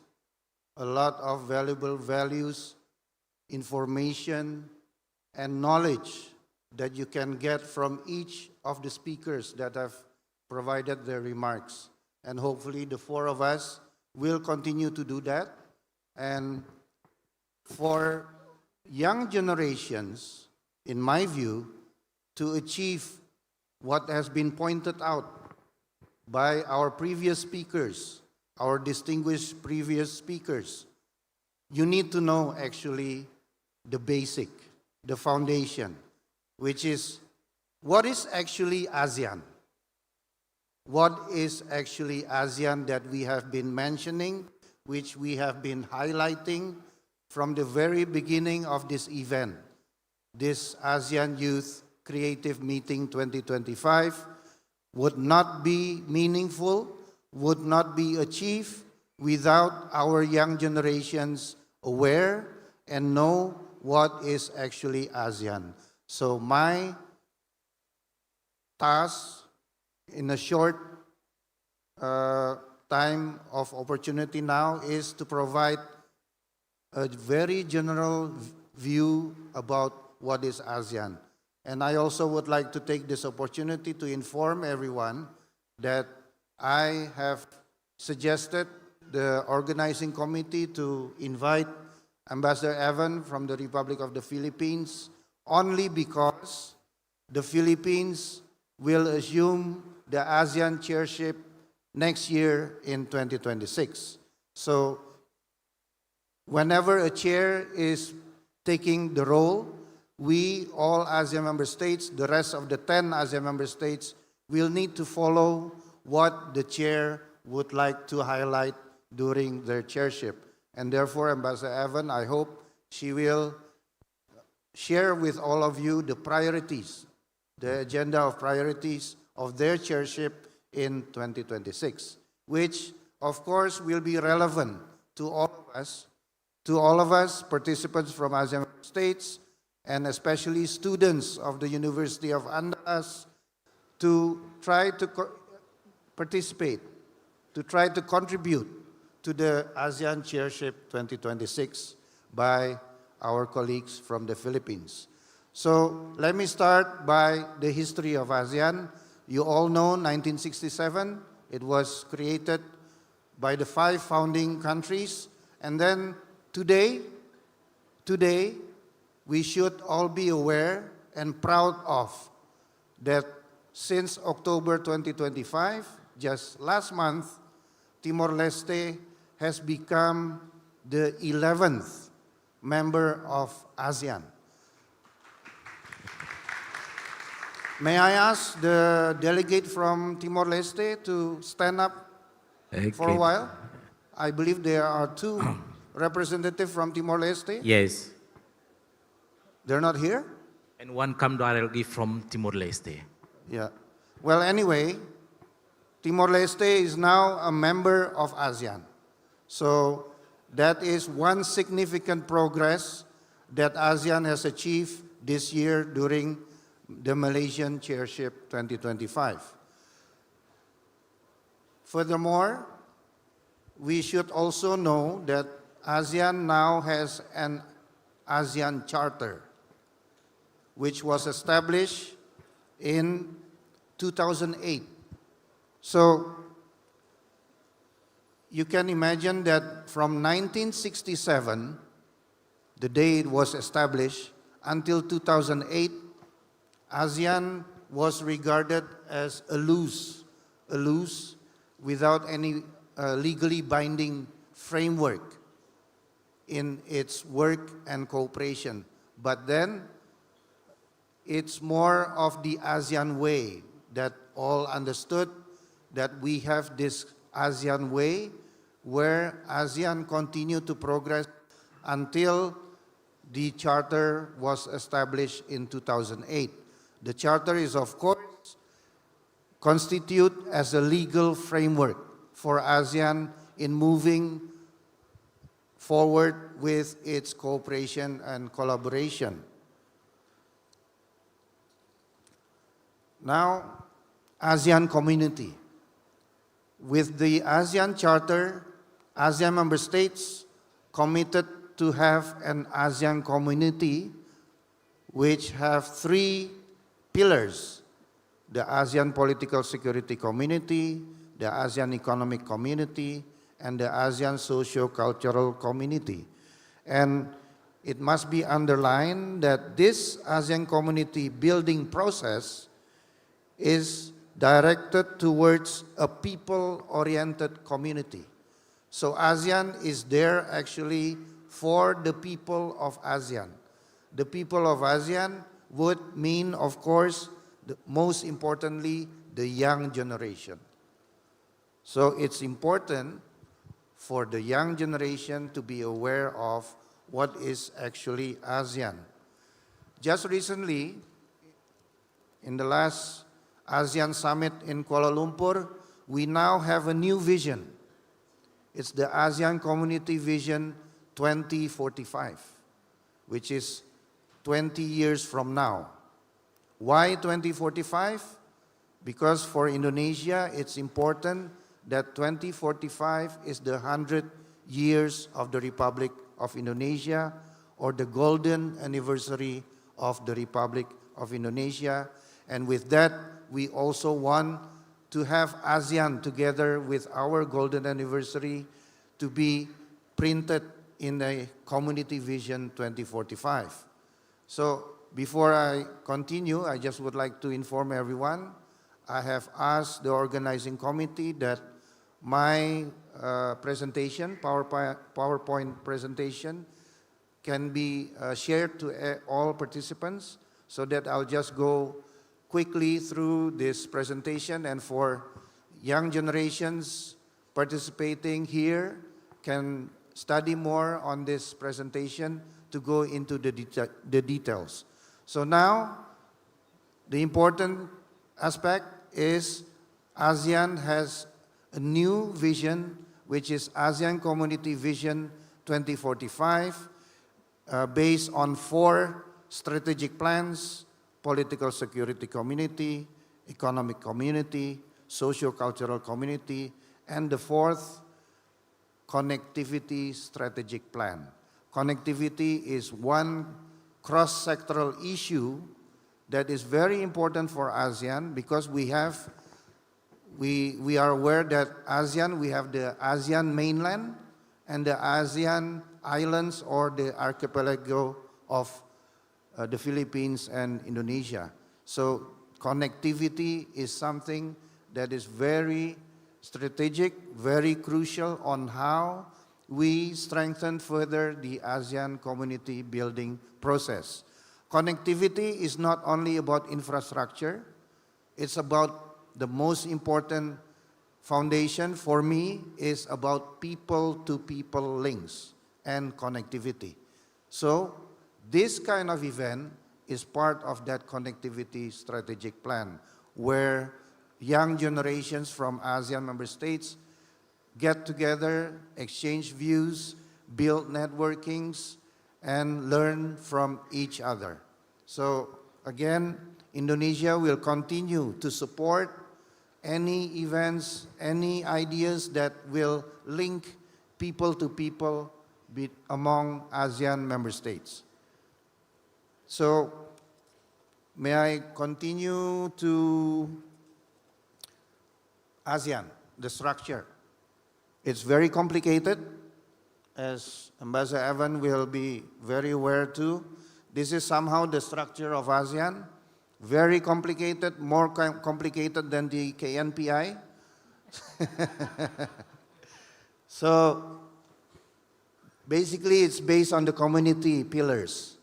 So under that, the highest is the summit, our leaders, and then all the ministers, including the ministers of sports, youth. They have these ministerial sectoral bodies. The foreign affairs, all the foreign ministers will meet. So that's the structure. And where myself and Ambassador Evan are, we are in the CPR, the green one. It's the Committee of Permanent Representatives. So all ambassadors and permanent representatives from ASEAN member states, we collectively is called as a CPR. This is somehow the engine of all these processes. So I have grown a lot of white hairs since I took up this position, my 4th year already, so I am still young, but I don't look young probably, but that's how it works. A lot of things goes into the CPR, if you look at that. And then don't forget, we have the ASEAN Secretariat. The ASEAN Secretariat headquarters is based in Jakarta. That is why it's very strategic for Indonesia as host country of the ASEAN Secretariat to take its role to be a good host for the ASEAN Secretariat. So the ASEAN Secretariat is headed by the Secretary General. Right now is from Cambodia. And the next Secretary General will be from Indonesia. So it will be open for any Indonesian to be appointed to be the next Secretary General of ASEAN, and this may be something that may interest the KNPI to appoint nominations for the position of the next Secretary General of ASEAN. So this is more or less the structure of ASEAN. You can go into the details if you look at the structure later on. Now, I'll go to the CPR for a short introduction. As I've mentioned, myself, Ambassador Evan, and all our colleagues, ambassadors and permanent representatives from ASEAN member states, collectively, we are the CPR. One of the tasks of the CPR is to support all the community pillars of ASEAN. Can you imagine all the community pillars of the ASEAN is being supported by the CPR? Each representatives, we lead the office, what we call as the permanent mission. In Indonesian, it's the Perutusan Tetap Republik Indonesia. If the Philippines, it's the permanent mission of the Republic of the Philippines to ASEAN in Jakarta. So all the missions are in Jakarta because the ASEAN Secretariat is in Jakarta. So we have our monthly meetings, the CPR meetings, and all other meetings that the CPR have, whether it's with our partners, with any other entities, any universities who would like to meet the CPR, any organization who would like to meet the CPR, we can meet them in Jakarta. And also, we support our foreign ministers in their work with regard to ASEAN. We support the summit, our leaders, when they meet in the ASEAN summits. And also, we have the task of negotiating.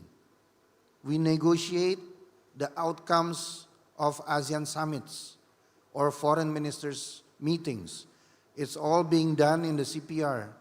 So right now, myself and Ambassador Evan is relaxing here, being a speaker, sharing our knowledge, sharing our information. But once we're back in Jakarta, every day is a meeting. Every day is a negotiation. And sometimes we don't take it personally, right? Never take it personally. Oh dear. That's why. We only put forward national interests. But after that, we can go for coffee, we have lunch together, but in the meetings, we negotiate seriously in terms of our national interests. So that's partly the fun of being the CPR. We are very close together. It's like a family. Ambassador Evan just joined us 2 months ago. So welcome once again, and especially welcome to Padang, to the province of West Sumatra. So negotiations is important in the works in any international relations because we produce the so-called outcome documents, joint statements, declarations, TORs, term of references, all documents that are being negotiated. It has to come from a consensus. There's no voting in ASEAN. It's always a consensus. Voting is more easier. If you have differences, just vote. You have the most votes you get, you'll win. Consensus is more difficult, far more difficult, because consensus will need understanding, will need compromises, will need flexibilities, and to get a consensus, everyone must contribute. What is actually the maximum consensus that we can get on a certain issue? That is the difficult part of being in the CPR. There's no voting, there's only consensus. Okay, in my presentation, I also shared some information or tips if we negotiate. What are the things that you need to prepare? You can read it for yourself, especially the students, international relations students, law students, economic students, where they will have experiences of negotiating. What are the stages that you need to prepare before you go into a negotiation? Of course, you have to be knowledgeable.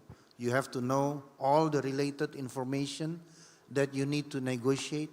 And then when you are in the negotiation process, you will have to act yourself as a negotiator.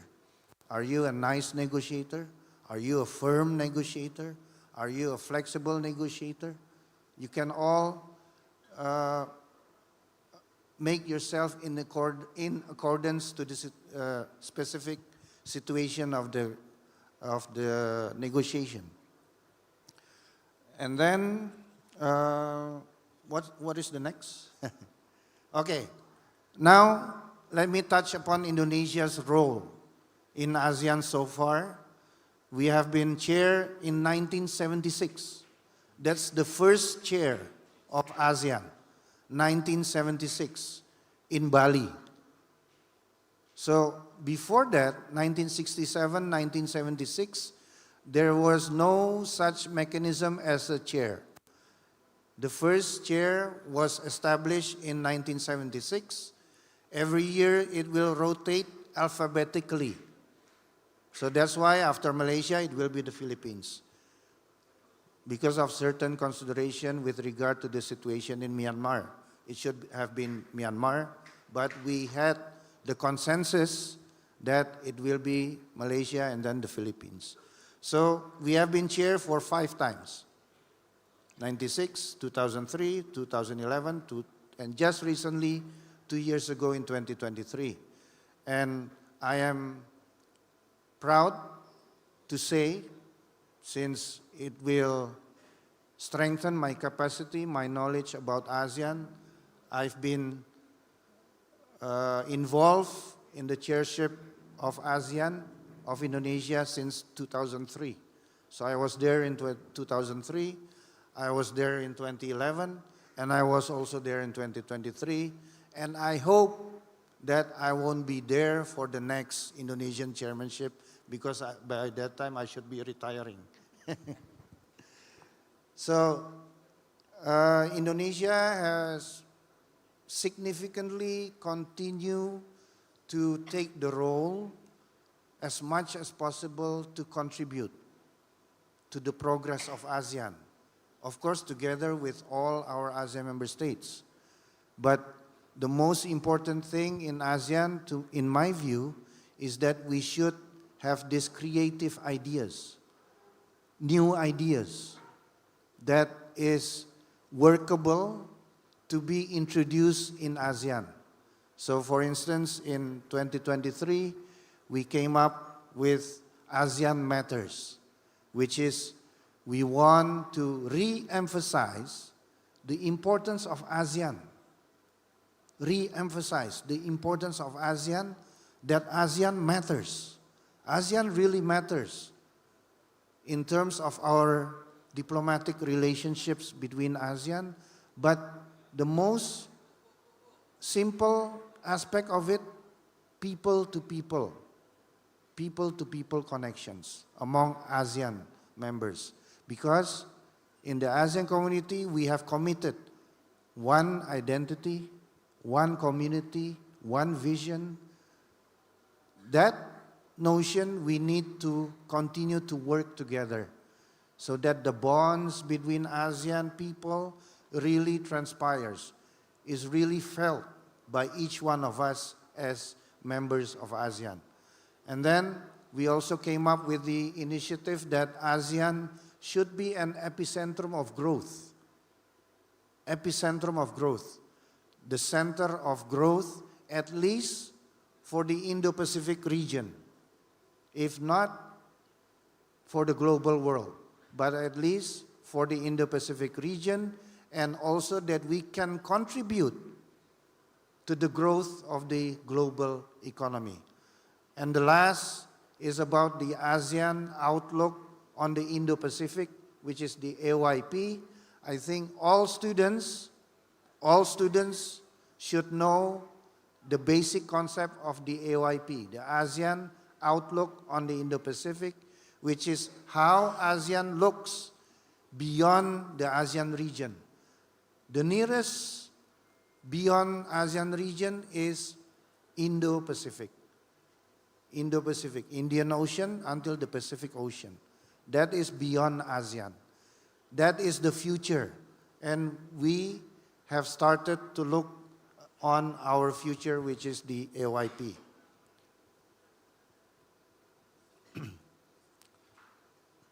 So the last point that I would like to share to everyone is ASEAN is, I just would like to emphasize that ASEAN is also relevant to Indonesia's President Prabowo's Astacita. That we should also remember, that ASEAN with the Astacita is connected, is relevant, and therefore our foreign policy, Indonesia's foreign policy, in reflecting the Astacita, will also be projected in our ASEAN cooperation. For example, Astacita 1, Astacita 2, Astacita 4, Astacita 6, Astacita 8. They are all relevant to Astacita. So Astacita have been reflected into our foreign policy, whether it's globally, regionally, bilaterally, and in this case also towards ASEAN. Now may I touch upon youth in ASEAN? Since this is of course the title ASEAN Youth Creative Meeting 2025, so I believe that everyone here in this room can be regarded as youth. Don't ask the age, but we are all youth. Don't forget, 34% of ASEAN's population is youth. 34%, which is 200 million people. 213 million people. That's an asset. That is an asset. It's a matter of how we manage and empower the asset. And this kind of event is one small attempt to manage this asset, to empower this asset. 65 million in Indonesia alone. 65 million. And the official organization of our youth, KNPI, should represent 65 million of young Indonesians. And for youth, in the context of ASEAN cooperation, there are a lot of opportunities. A lot of opportunities for ASEAN youth to be involved in ASEAN frameworks on youth. There is the ASEAN Youth Interfaith Camp, the ASEAN Youth Dialogue, the ASEAN Youth Digital Action. All of these are official ASEAN programs, which has been taken note by our leaders, by ASEAN leaders. So it's official for any young generation in ASEAN to register yourself, to participate yourself into these programs.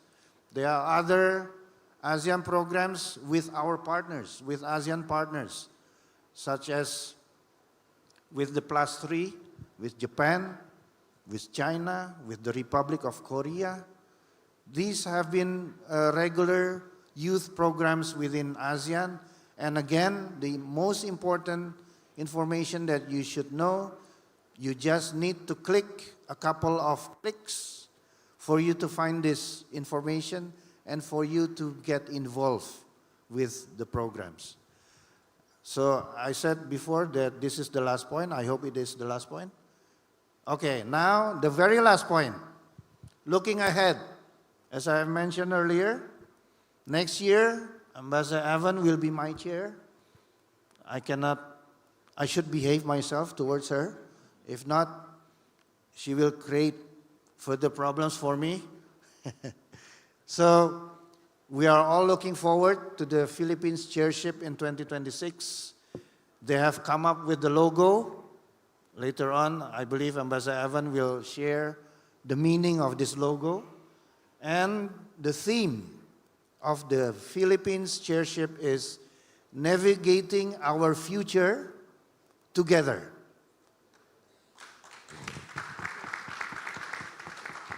So the important thing is about navigating. Navigating, of course, we need a leader. The chair will be our leader in navigating. And then our future. We have already our future. ASEAN Community Vision 2045. And the most fundamental to be underlined, together. ASEAN together, 11 ASEAN member states. Thank you very much. Okay, thank you very much for Ambassador dari Aman for the very insightful presentation and sharing. Before we move to the host or the chair of ASEAN in 2026, we will maybe hear the insightful sharing from our young and inspirative member of House of Representative of Republic of Indonesia, Mbak Sarah. I would like to ask you a few questions about these events. As the member of Indonesian House of Representatives, what do you feel of the unity among the young in ASEAN, especially regarding of this event, which hosts, for the first and foremost, maybe 11. First of all, it is an honor for me to be here with all of you this morning, now afternoon. Allow me to perhaps straighten one thing.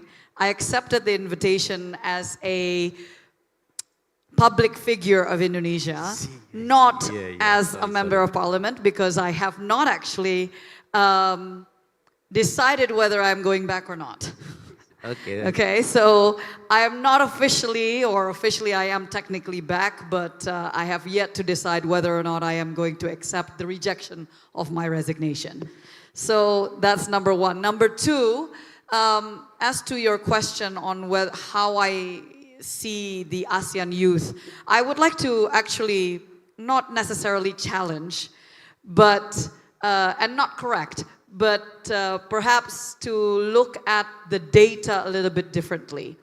Because we do have different sets of ideas of what the youth actually means. In certain countries, youth means, like in Indonesia, it's until 30 years old, but that's debatable. In other countries, it includes the Gen Z and the Gen Y, the millennials.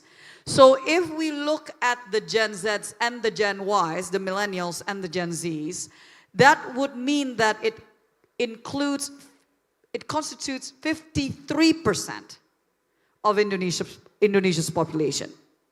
And by data, if we look at the age of youth under the age of, or children and youth under the age of 35, then it actually constitutes 65% of ASEAN population. 65%, which is way more than the youth in Indonesia.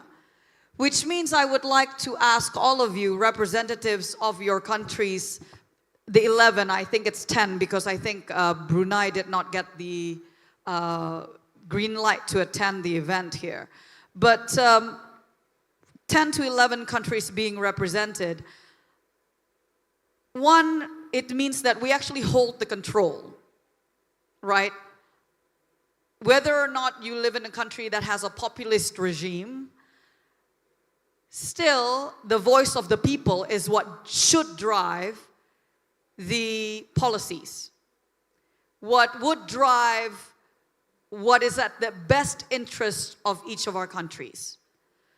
So if you have a productive age, so Indonesia has a demographic dividend, what we call bonus demografi.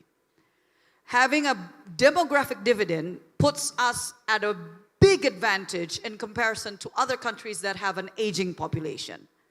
Many countries are very envious of Indonesia, and I would say ASEAN, where we have still a very high productive age. Usually when we're talking about productive age, it's between the ages of 15 to 65. So having that, again, talking about advantage. And number two, with us being very, sorry, Azan. So we'll stop dulu ya. We'll just wait for the Azan.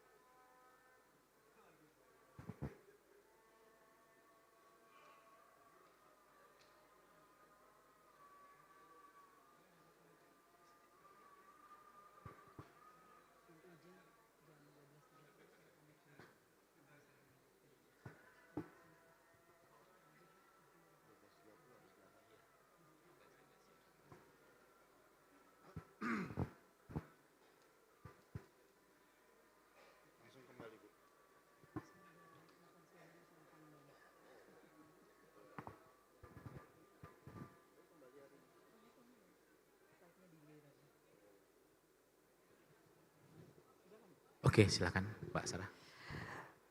Allow me to continue.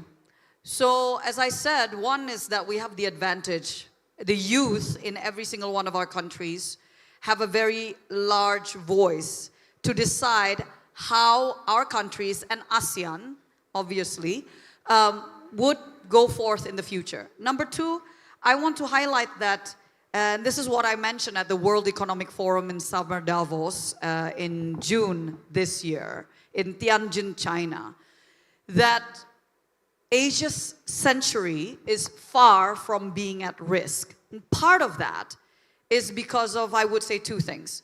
One is our connectivity. Connectivity, because this is very much, with modern technology,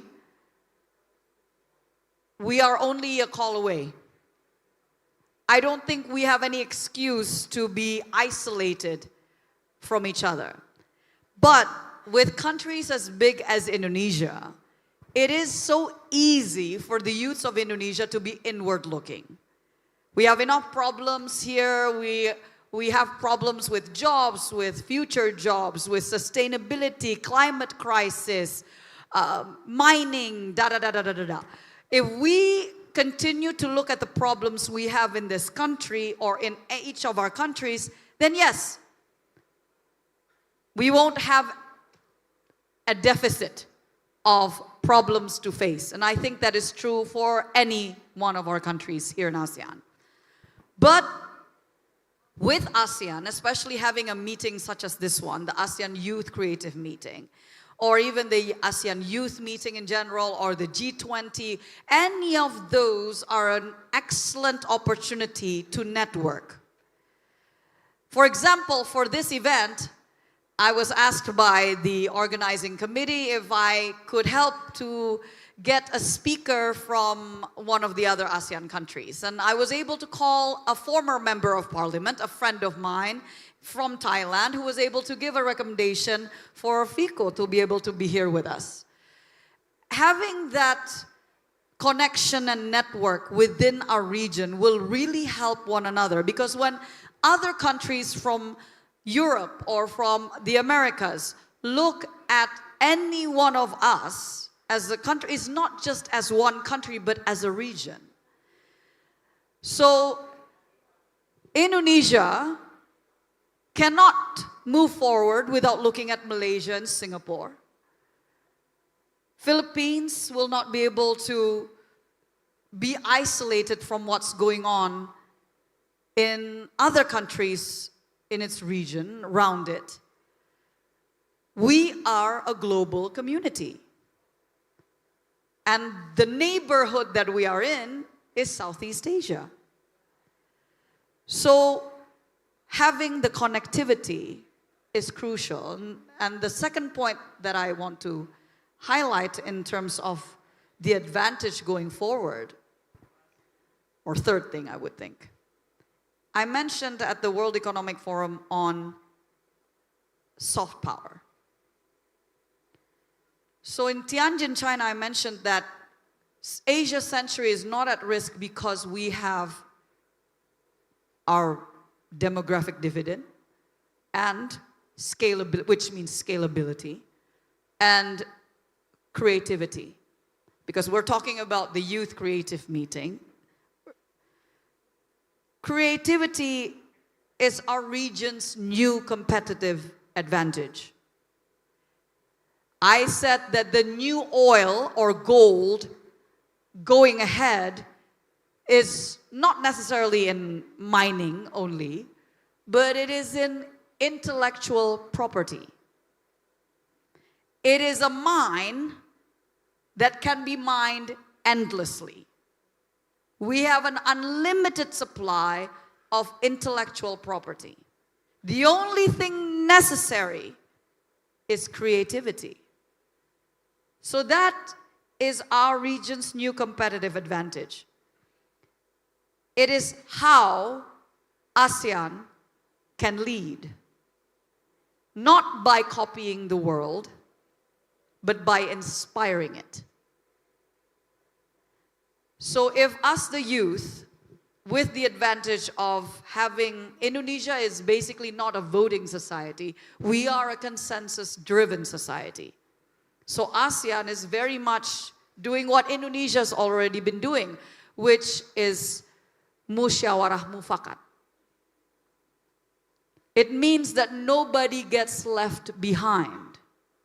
It means that if one person does not agree with what is being discussed, if any one of the 11 countries does not agree with what the other 10 agreed on, you have to go back to the drawing board. You have to go back and discuss and learn to compromise, as Ambassador just said earlier. And when we have the spirit and youths, we are adaptable. When we have the way to communicate, not wait until, the week later when the letter's gonna come in. No, you can just call each other up and say, hey, I think I have a problem with this point in your proposal. Can we take a look at it? I think that we should take a look at sovereignty of data. I think we need to take a look at how you might have the IP advantage. We have the people. We have numbers to our advantage. So if we can just sit together and as youths agree on how we can grow together as a region, then I think ASEAN can be the next center of power in the world.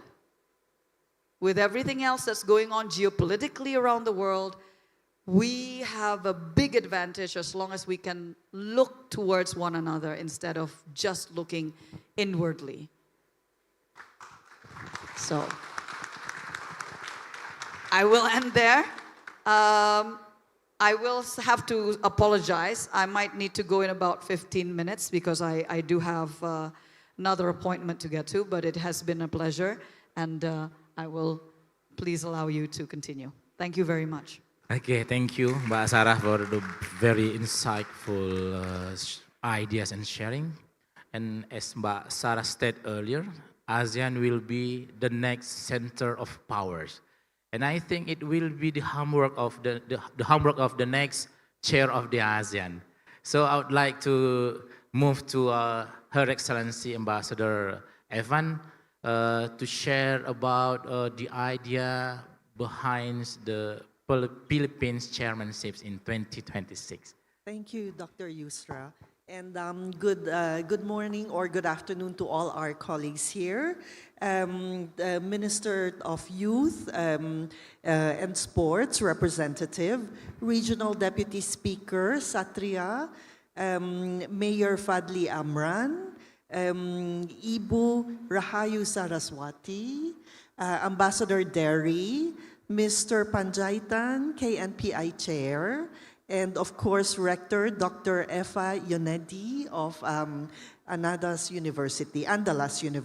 Salamat pagi. I'm deeply honored to join this ASEAN Youth Creative Meeting 2025, and I extend my sincere appreciation to the regional government of West Sumatra, the municipal government of Padang City, the Ministry of Youth and Sports, and KEMLU for hosting this meaningful gathering. So pleased to be here today to feel the energy of the audience and excitement of the young people who join us today. It's always a pleasure. And especially, I'm very inspired by the work that is carried out by Indonesia for always socializing ASEAN. We see this in many of the efforts that Ambassador Derry himself undertakes every day. We thought the summit was over. And then I was calling his office and I said, Ambassador Derry, I want to take you to lunch. Oh, sorry, now my task about talking to the Indonesian civil society begins. So I said, we don't even do that in the Philippines. So we're very, very inspired by Indonesia's drive to socialize ASEAN and to make this community concrete and real. The AYCM for us stands as a celebration of creativity, innovation, and solidarity. These are values that define our region and guide us towards a more resilient and inclusive ASEAN. Today's theme, Creative Synergy for a Resilient ASEAN, Designing a Purposeful Future, perfectly captures what our region needs at this critical moment, which is very useful collaboration, deeper cross-cultural understanding, and unleashing the immense creative potential of our youth. At the heart of this meeting is a profound vision to strengthen friendship among and to empower the Southeast Asian youth. The future of ASEAN relies on the relationships that you all build, which are rooted in trust, empathy, respect, and a shared sense of identity. These friendships are not merely social connections, they are the foundations of peace, stability, and regional cohesion. Every cultural exchange, youth dialogue, creative collaboration, and joint project, whether in digital storytelling, whether in a workshop between Manila and Hanoi, a youth climate volunteer camp in Jakarta, or a joint street art festival between Kuala Lumpur and Phnom Penh. These all help to make ASEAN youth see one another not as strangers from different nations, but as partners in shaping a future. One of our most powerful pathways for deepening youth friendship is the creative economy. Creativity sparks a universal language through music, art, film, design, gaming, digital content, and cultural expression. These forms allow young people to tell their stories, celebrate culture, and collaborate across many borders. We see this very vividly now in our region. Young filmmakers from Thailand and Singapore co-producing short films for global festivals. Indonesian and Filipino animators working together in regional studios. Youth-led gaming startups in Vietnam and Malaysia, developing platforms that reach millions. Cambodian and Lao artisans showcasing their crafts on digital marketplaces and curated by ASEAN youth entrepreneurs. Impressive, isn't it? These creative exchanges build not only friendships, but also new livelihood opportunities, and this is what we want going forward. As the collateral of this meeting says, we want to anchor future growth on you, the youth, your ability to transform cultural assets into economic and social value. The creative economy also fuels entrepreneurship, enabling youth to transform ideas into meaningful work and sustainable enterprises. It is one of the fastest growing sectors in ASEAN, driven by imagination, agility, and the digital fluency of our young people. In fact, maybe just to add to what my previous speakers said, in the Philippines, for example, the average age, the median age of the population is 25 years old. This is the second youngest in ASEAN, only next to Laos. And for example, about 30% of our population is 14 years old and younger. And as I said, we are, and as our predecessor said, we are all now in a demographic sweet spot. And this is the thing that attracts the world to ASEAN. So let us use this. I think this demographic sweet spot, according to some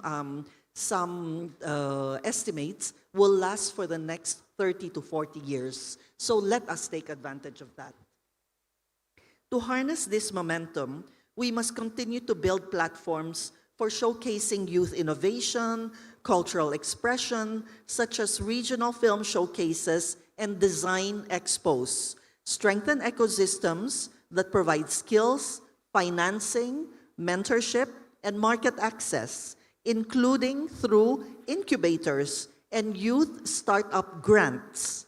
Enhance digital literacy and resilience so that young entrepreneurs can thrive in a rapidly evolving technological landscape, and promote cross-border collaboration that allow creative ideas to scale up and flourish across the region. This is what we want to do for our chairmanship. When young entrepreneurs are empowered, they do more than create jobs. They shape industries, they drive social impact, and they strengthen the economic and cultural fabric of ASEAN. Maybe just to go very quickly, I'd like to present that our chairmanship priorities. We prepare to assume the chairship in 2026. We are committed to placing the energy, creativity, and leadership of young people at the very center of our regional agenda. We firmly believe that the vision and vitality of ASEAN youth are indispensable to building a future-ready community. Next year will be the first year of the ASEAN Community 2045, where we all aspire for an ASEAN which is resilient, innovative, dynamic, and people-centered. What are our specific goals in this ACV 2045? Among others, I think all of you have the same aspirations: a green ASEAN, healthy ASEAN, empowered, connected, to become, and this is where ASEAN works for the youth, for your future, where we would like to become the fourth largest economy by 2030. This has the potential of being more than a 2 trillion economy by 2030. So there is a lot of power there. And of course, politically, we would like to uphold our principles, a rules-based ASEAN, and where our voices can be heard globally. So in line with this, under the ASEAN Socio-Cultural Community Pillar, one of our top thematic priorities for our chairship 2026 will focus on youth and innovation, recognizing young people not only as beneficiaries of development, but as co-creators of solutions, drivers of digital transformation, and catalysts of socio-economic progress. This priority will involve supporting youth-led innovation in concrete ways. For example, we aim to promote youth-driven climate and sustainability innovations and expand platforms that connect creative entrepreneurs with investors and mentors across ASEAN. We also seek to elevate youth voices in policy space, ensuring that your insights can shape the ASEAN Community Vision 2045 and beyond. Let me just give you some examples of some events in the Philippines. Next year, in August 2026, we will convene a youth summit on digital resilience and responsible innovation to nurture critical thinking, ethical leadership, and promote responsible use of technology. And then we also want to produce an outcome document on ASEAN Youth Digital Resilience Charter. This we are doing for your future. Another conference that we would like to chair next year would be in May 2026, and it would be the ASEAN Youth Conference on Climate Change and Mental Health. So these are some of the activities that we'd like to see happen during our chairmanship, and we would welcome that you connect with us, please. Let us know what it is that you want to aspire for, what are the groups that you would like to connect with us, and we will be very happy, for example, through Ambassador Derry, myself in Jakarta, or through your own networks in Manila, so that you can also participate in these very promising activities for the youth for next year. So maybe with that, I'd like to end my presentation and hope that we will have this opportunity to network and to find how we can all work together next year. Thank you. Thank you, Ambassador Evans. Merci beaucoup pour votre belle intervention. Yeah. Yesterday, when we had lunch, Ambassador Evans told me that her husband is French, and she also speaks French. Okay, we move to the next speakers. Yeah, the local hero from Thailand. Okay, Mbak, silakan Mbak Sarah. Okay, Mbak Sarah should leave us early. Nice to meet you, Mbak. See you again. Okay, Brother Fico, please, the floor is yours. Okay, thank you very much for these opportunities. I learned a lot from His Excellency, Her Excellency. So I want to highlight my name again. So my name is Fico. Actually, my name is named after the footballers, Portuguese footballers. So if anybody know the Luis Figo from Real Madrid, from Spain, that is actually my nickname. So easier to remember. Yeah, Figo. So let me talk about a little bit about myself. So I'm a young professional from Thailand pursuing a diplomat career right now. Currently, I'm serving as a Foreign Affairs Associate at the Democrat Party's Thailand. I actually started this role about 2 to 3 weeks ago. So this is my first event in new position. I'm really happy to be here with all of you in West Sumatra. Thank you for the warm welcome, the cultures, the amazing food from last night dinner.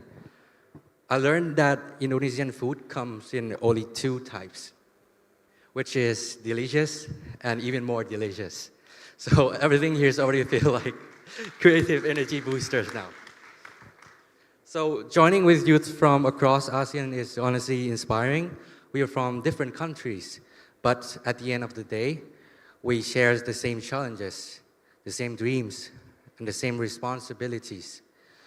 So, and since 1/3 of ASEAN is made up of young people, it's pretty clear we are not just the futures of this region, we are the one shaping it right now. So the world today is complicated, uncertain, the conflict to climate issue, to rising inequalities. But I really believe young people have something powerful that we don't just accept problems as they are.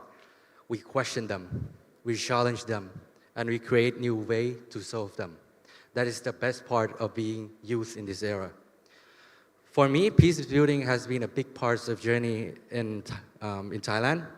So we are proposing the National Action Plan on Youth, Peace and Security, or we call it the National Action Plan, or NAPYPS, which basically young people serve and deserve a seat at the table of peace building.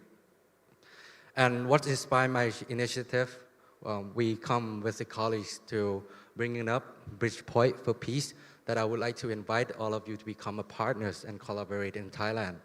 It's about building a safe space where youth can talk, create, and collaborate across differences. Because peace doesn't start with the governments. It starts with conversation, negotiation, with trust, and most importantly, with us.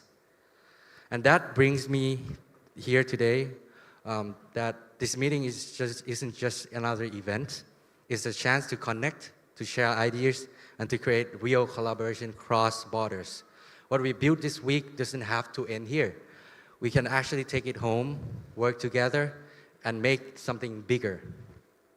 So lastly, hope a simple thing. So let's not just be participants.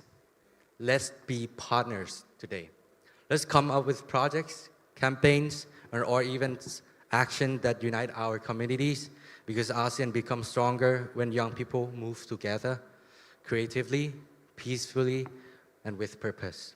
I can't wait to collaborate with all of you, and I'm seeking to have some Q&A session from you guys. So thank you so much. Terima kasih. Khop kun krap. Okay, thank you and khop kun krap. Yeah. Okay. We have already here the presentation of sharings of our 4 speakers.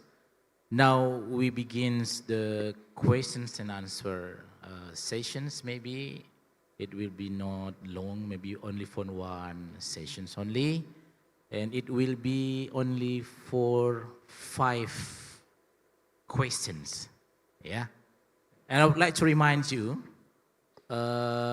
those who will ask the questions will have a gift from Indonesian Permanent Mission to ASEAN for the 5 those deliver the questions. So I would like to invite you maybe to deliver the questions or to ask about the valuable presentations that had given by our speakers.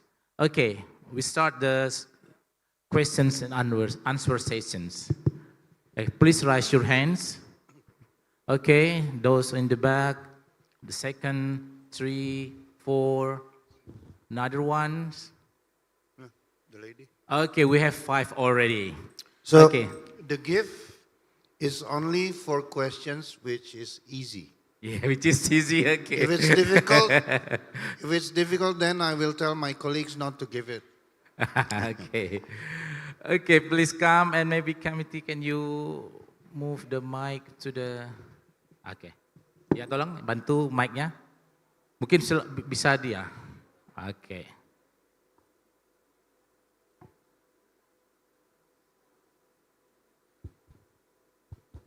Okay, Tess.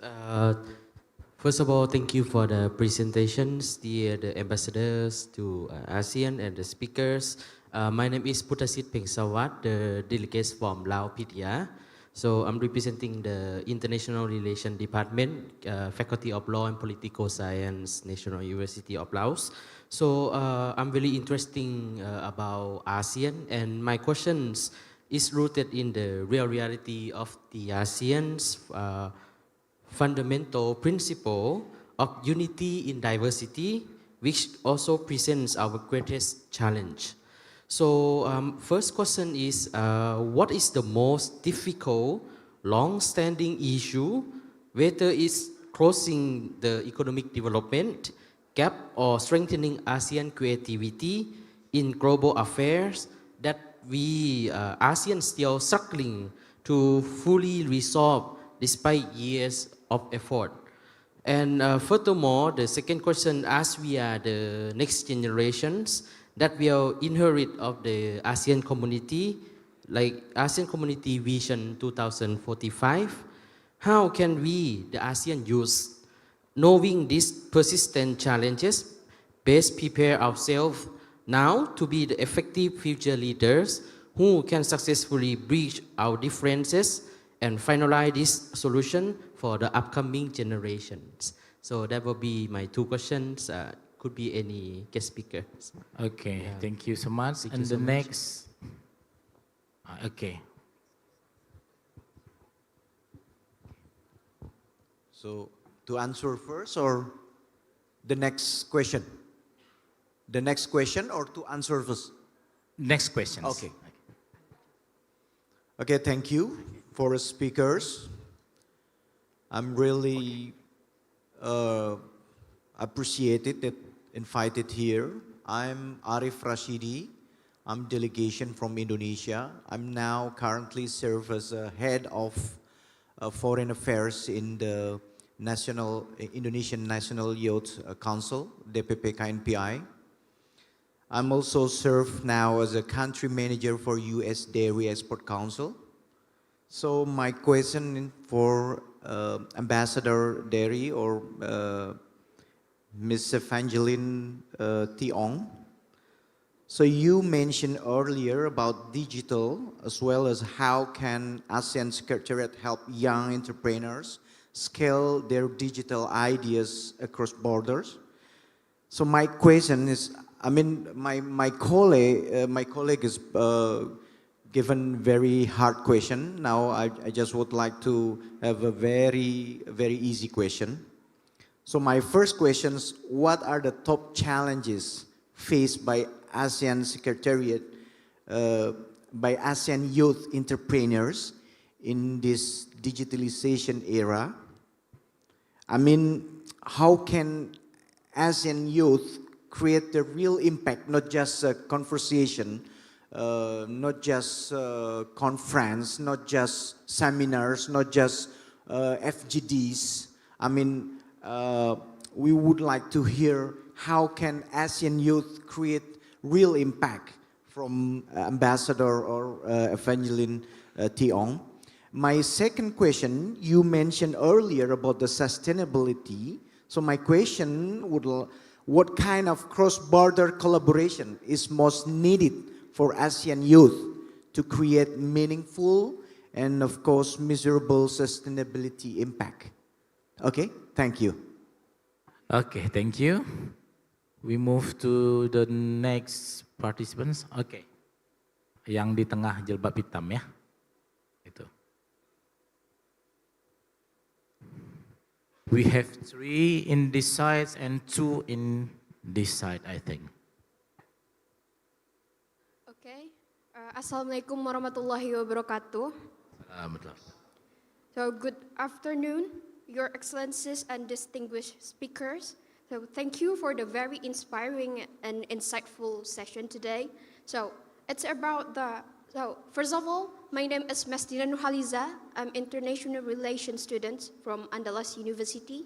So this about the creative economy and digital innovations that are becoming important areas where many young people in ASEAN can collaborate and express their ideas.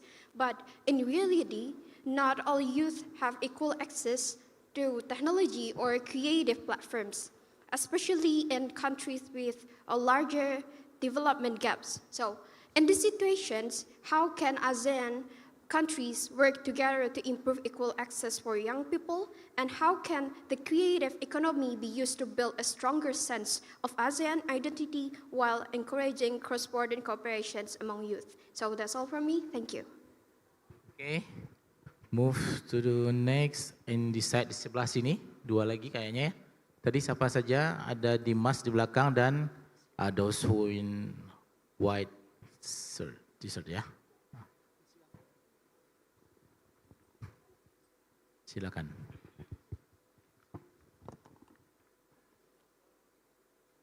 Oke, mohon izin Bapak, mohon izin atasan dan terima kasih atas kesempatan ini. Nama saya Hun Wana, saya berasal dari Cambodia dan saat ini saya adalah mahasiswa dari Fakultas Teknologi Pertanian. Wah, good. Saya ingin pertanyaan kepada Bapak Muhammad Iskandasyan dari Aman, ke Duta Besar RI untuk ASEAN. Pertanyaan saya adalah, it's related about digital collaboration and social skill. What one policy change would most effectively dissolve digital border creative collaboration in ASEAN? That's all from me. Thank you so much. Thank you. Go to move Dimas on the back.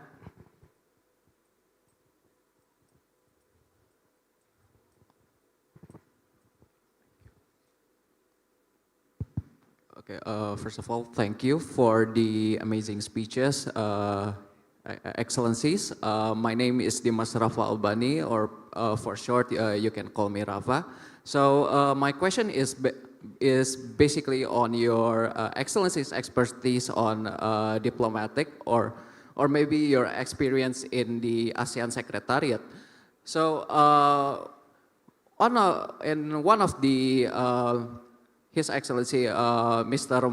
Muhammad Iskandar Shah dari Aman mentioned that ASEAN decision making is based on consensus, which differs from the United Nations, where the United Nations adopts a voting system. So my question is, how do ASEAN put all of the different perspective from each respective member into one basket so it could reach a consensus where sometimes it may be in the formal meetings or maybe there's some unavoidable debate. So until all of the thoughts from each respective member countries until they reach into consensus. I hope my question reach into the panels. Thank you. Okay, thank you, Dimas. Now we will answer the questions. Maybe the first will be the last speaker or ambassador that you want to be the first. Okay, please, Ambassador. Thank you very much. Dr. Yusra is our moderator today. So I've mentioned that I said before that if it's a difficult question, no one will get the gift. The 5 questions are very difficult. But then I saw my colleagues from the mission has already given the gifts to the people who has raised the questions. But anyway, congratulations for the 5 of you. Very interesting questions and relevant. First, let me just clarify for everyone to know exactly and specifically the correct way of understanding ASEAN. It's very simple, very, very basic. If we talk about ASEAN, we will understand it as a region, ASEAN region, okay? ASEAN, 11 ASEAN member states together, that's ASEAN, okay? But if you talk about ASEAN Secretariat, it's a different thing. ASEAN Secretariat is a secretariat, which is in Jakarta. And it's the Secretariat of ASEAN, which ASEAN consists of member states. So you need to differentiate. If you talk about ASEAN, it's ASEAN, the states. If you talk about the Secretariat, it's the ASEAN Secretariat. So I just want to make it clear. So because there are a lot of awareness on that. So for me and Ambassador Evan, we represent our national ASEAN member states. We're not representing ASEAN Secretariat. ASEAN Secretariat is different. They have their own Secretary General, they have their own Deputy Secgens, they have all their own directors. Its mission or task is to facilitate ASEAN member states. ASEAN is a members-driven organization. Okay? You have to understand this. ASEAN is a members-driven organization. So the members, Philippines, Indonesia, together with 11, we direct the course of ASEAN. And we tell ASEAN Secretariat, okay, you should do this. Okay? So we need to have a basic understanding on that, so that what you mean by ASEAN, you don't say ASEAN Secretariat. What you mean directly ASEAN Secretariat, it means ASEAN Secretariat, not ASEAN member states. So there's a difference. All right.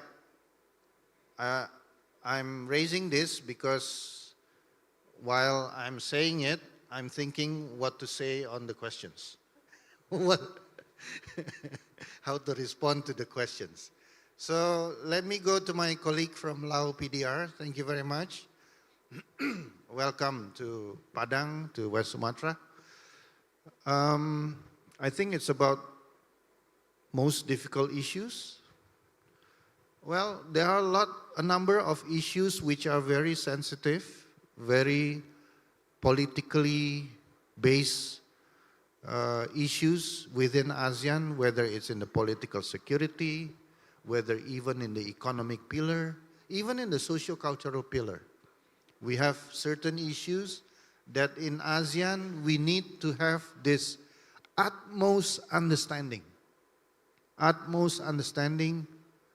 to compromise, to be flexible, to accept that certain member states are not ready to accept certain initiatives or certain level of commitments. So therefore, the consensus, this may also go to other questions regarding to voting and consensus. I think the last question was that.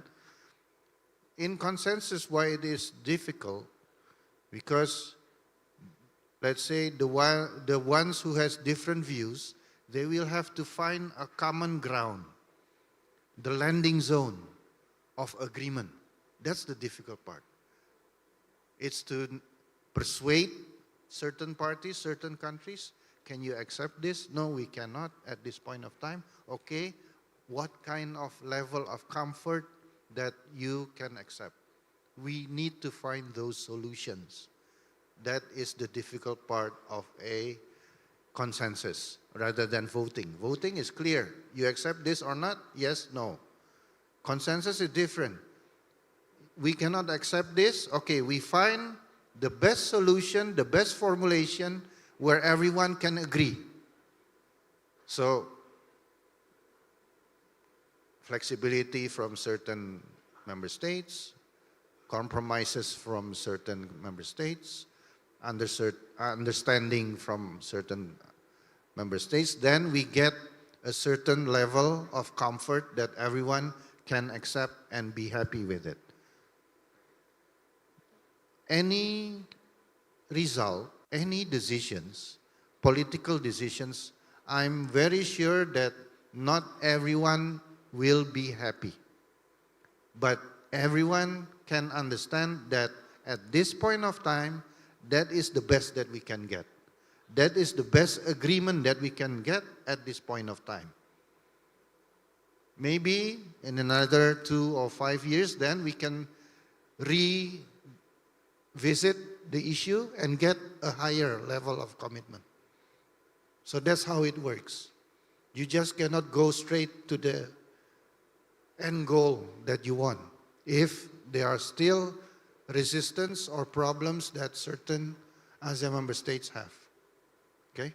So that's the art of the negotiations in ASEAN to reach a consensus. The important thing, especially for a chair, is to come up with possible solutions. Because you know the end of the extremes, the pro and the contra, what is the middle ground that everyone can accept? Sometimes the chair will come up with the middle ground, or any other ASEAN member states come up with a middle ground that everyone can agree. And the second was about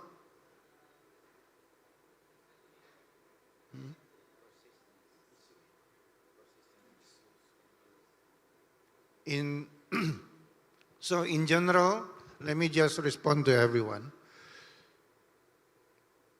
If you saw the structure of ASEAN, you can imagine the 3 pillars: political security, economic pillar, socio-cultural pillar.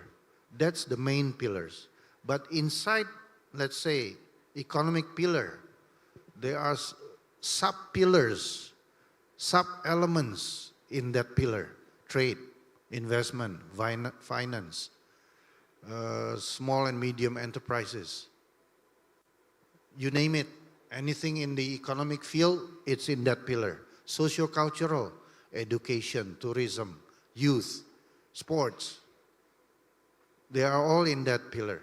So what I'm trying to say is ASEAN, I am quite confident, or not quite, I'm confident that ASEAN has covered all fields of cooperation under that ASEAN community.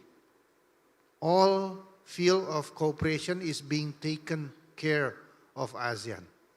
There are plan of actions, there are declarations, there are commitments from ASEAN to have these issues to be taken care of, to be progressed, including issues related to youth. We have a plan of action on youth.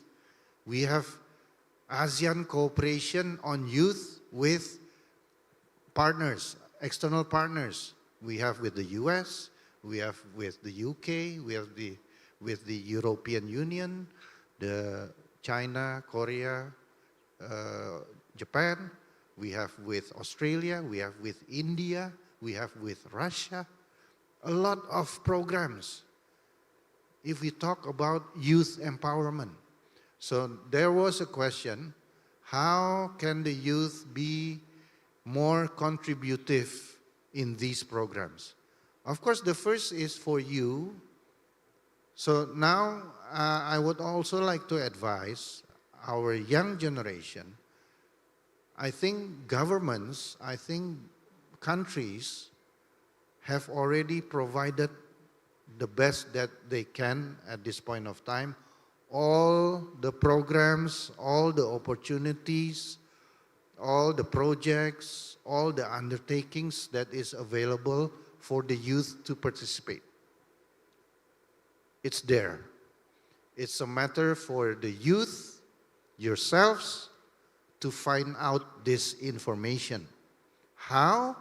The first, of course, you go to the ASEAN Secretariat. Now, we're talking about ASEAN Secretariat, where they should have this data, information on their website about what is going on with regard to youth empowerment in ASEAN. And then you can find out whether you can participate. Okay? ASEAN Secretariat. That's the job of the ASEAN Secretariat, to inform ASEAN people, youth programs, youth empowerment, based on the agreements that we reach among ASEAN member states on youth. It's there. Or you can go in the Philippines, you can go to the Ministry of Foreign Affairs, you go to the Ministry of Youth to find those information. They have it. The second point is for you to decide whether you want to participate or not. So the first is for you to be active, to find this information. The information is there. It's for you to grab it. It's for you to search for it. I think governments have already done their best in providing it. It's for the youth to find out about it, to look for it. And then you can decide whether you want to participate. This is participation in a minimal sense, is one of the starting point that you contribute something concretely. Because there was a question, what can we do more? You can do more, a lot. As long as you have the ideas and creative ideas, motivation, and a group of people that you want to work together with, you can create ideas. And then you can try to look, what does ASEAN have? Oh, this will match with my idea, with my ideas. So start with simple things. You may have great big dreams, but start with simple things. That is being concrete. You start with simple things, and then you elevate yourself towards the big ones. But if you don't start with the simple things, you will never start. Because you're just thinking about the big ones, which is at that point of time still difficult to achieve. Start with simple things, and then you will create that building process, that progress, that networking that is needed. So, in essence, what I'm trying to say is that the opportunity is there. It's not there. It's there. Relatively, a lot of opportunity, a few of opportunities, an abundance of opportunities, but the important thing, it's there. It's for you to find out, and it's for you to decide whether your ideas can connect to what has been offered. If you have new ideas, you can always come to your government and tell your government, we have these kind of ideas, can the government support us? Yes. Yeah. Okay. Okay, ambassadors. So I'm giving a lot of time for them to Since continue. we have to stop at 1 p.m. and I think we can add more 5 minutes to answer. Since I think the questions is quite related to each other's. It's about the youth, entrepreneur, and in digital era challenges among the cross-border issues. Okay, please, Ambassador Evan.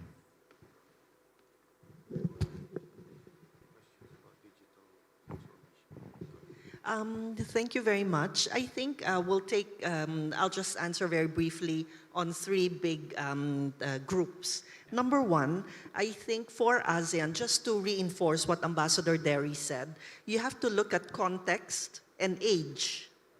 Age, ASEAN is now close to 60 years old. So ASEAN now is no longer like ASEAN of 20 years ago. And because ASEAN is member states driven, like Ambassador Derry says, for example, the Philippines of today is no longer like the Philippines of 20 years ago.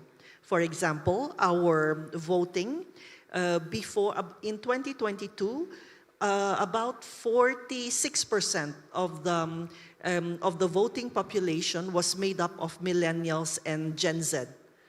In 2025, in our recent election, they became 60% of the voting population. Can you imagine the power there? So that means that all our countries have moved on. So ASEAN as a group has also moved on. Because of that, what does that mean? I think Ambassador Derry put his finger very, very clearly when he said that sometimes now is not the time to talk about it. Maybe in 5 years' time, things will change. So what do? Consensus. How do you get to consensus? You build dialogues. You keep speaking. Maybe in 5 years' time, a different result will come out of the same negotiation. So these are things that will take time. So that, I think, is what I mean by context and age. So do think that ASEAN and the member states that make up ASEAN are no longer the same entities as they were 20 years ago. The youth change. You are the most educated the youth has ever been. So do use your power to drive this transformation. Maybe the second part that I wanted to say was just about community building, because your question was about what you can do to contribute to the community vision. I think there are things that you can do on your own. For example, you're very educated, you're very connected.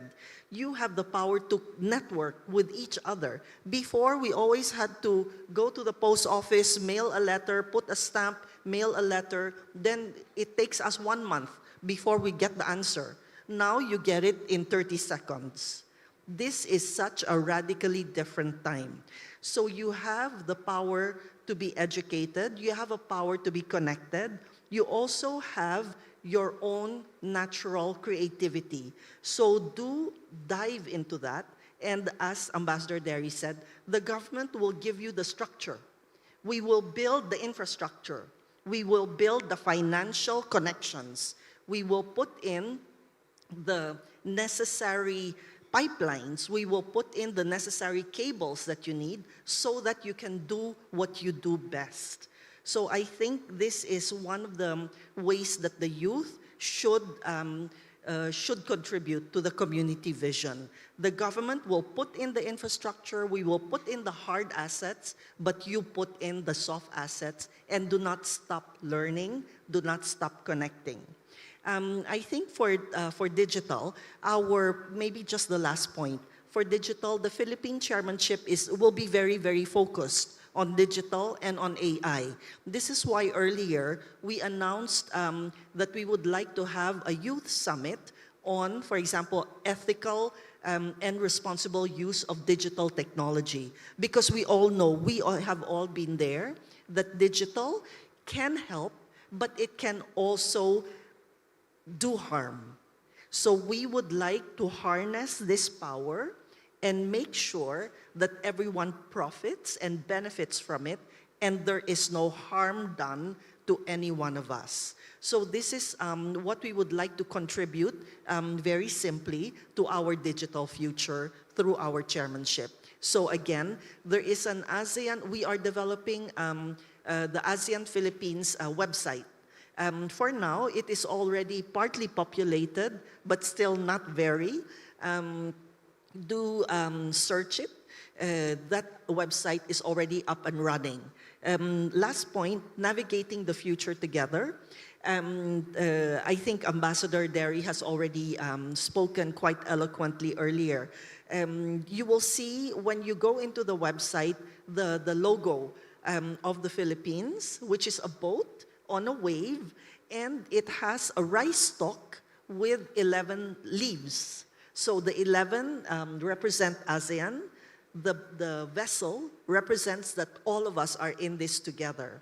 And the waves are the changing times that we have to navigate. So to navigate, we need a leader, we need skill, we need science, and we need a good horizon to be able to navigate well. These are all elements that I think, not only Philippine chairmanship, but Indonesian chairmanship, Malaysian chairmanship, we have tried to put all these elements together. Thank you. Okay, thank you, ambassadors. Now we move to Brother Figo, yeah? Louis Figo. Okay, floor is yours. Okay, so I'm not going to take this long because I believe that everyone is very hungry now. I know.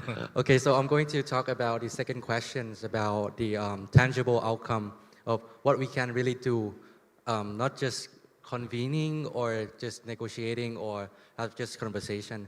I think I'm speaking in my personal experience that,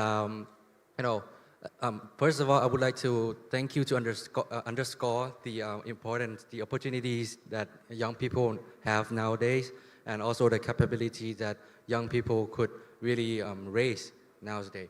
But the thing is, most important thing is not about what the government or what the international organization could do for us. The most important thing is what we can do for our futures, for everybody's, what action that we could really take action right now. I give an example. I'm the one that don't really do extracurricular activities when I was in high school. I was starting my journeys when I was like third years, not like 2 years ago, where I start to take action by revitalize the model United Nation in the university level, where I'll help the first conference ever. I know it sounds scary, and we believe that we don't have any knowledge or capability in order to build something that quite new. But I think the process is that you study along the way, you try something right, something wrong.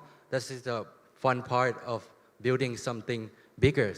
So I think to answer for the second question, what could we do for tangible outcome from all conference, like a lot of conference that already held before, I think take action, take this opportunity to connect to, in order to make a future for all. That would be answer for me. Thank you. Okay, thank you very much. I think we come to the end of the sessions. Thank you for all participants for your thoughtful questions, and to our speakers, the ambassadors dari Aman, ambassadors Evan, Selamat Po, and Kop Kap, to Vigo, and terima kasih banyak to ambassador. Okay, on behalf of moderator of this event, I would like to thank you once again for being with us. We wish you a productive day and see you again maybe in the next event. Thank you very much. Assalamualaikum warahmatullahi wabarakatuh.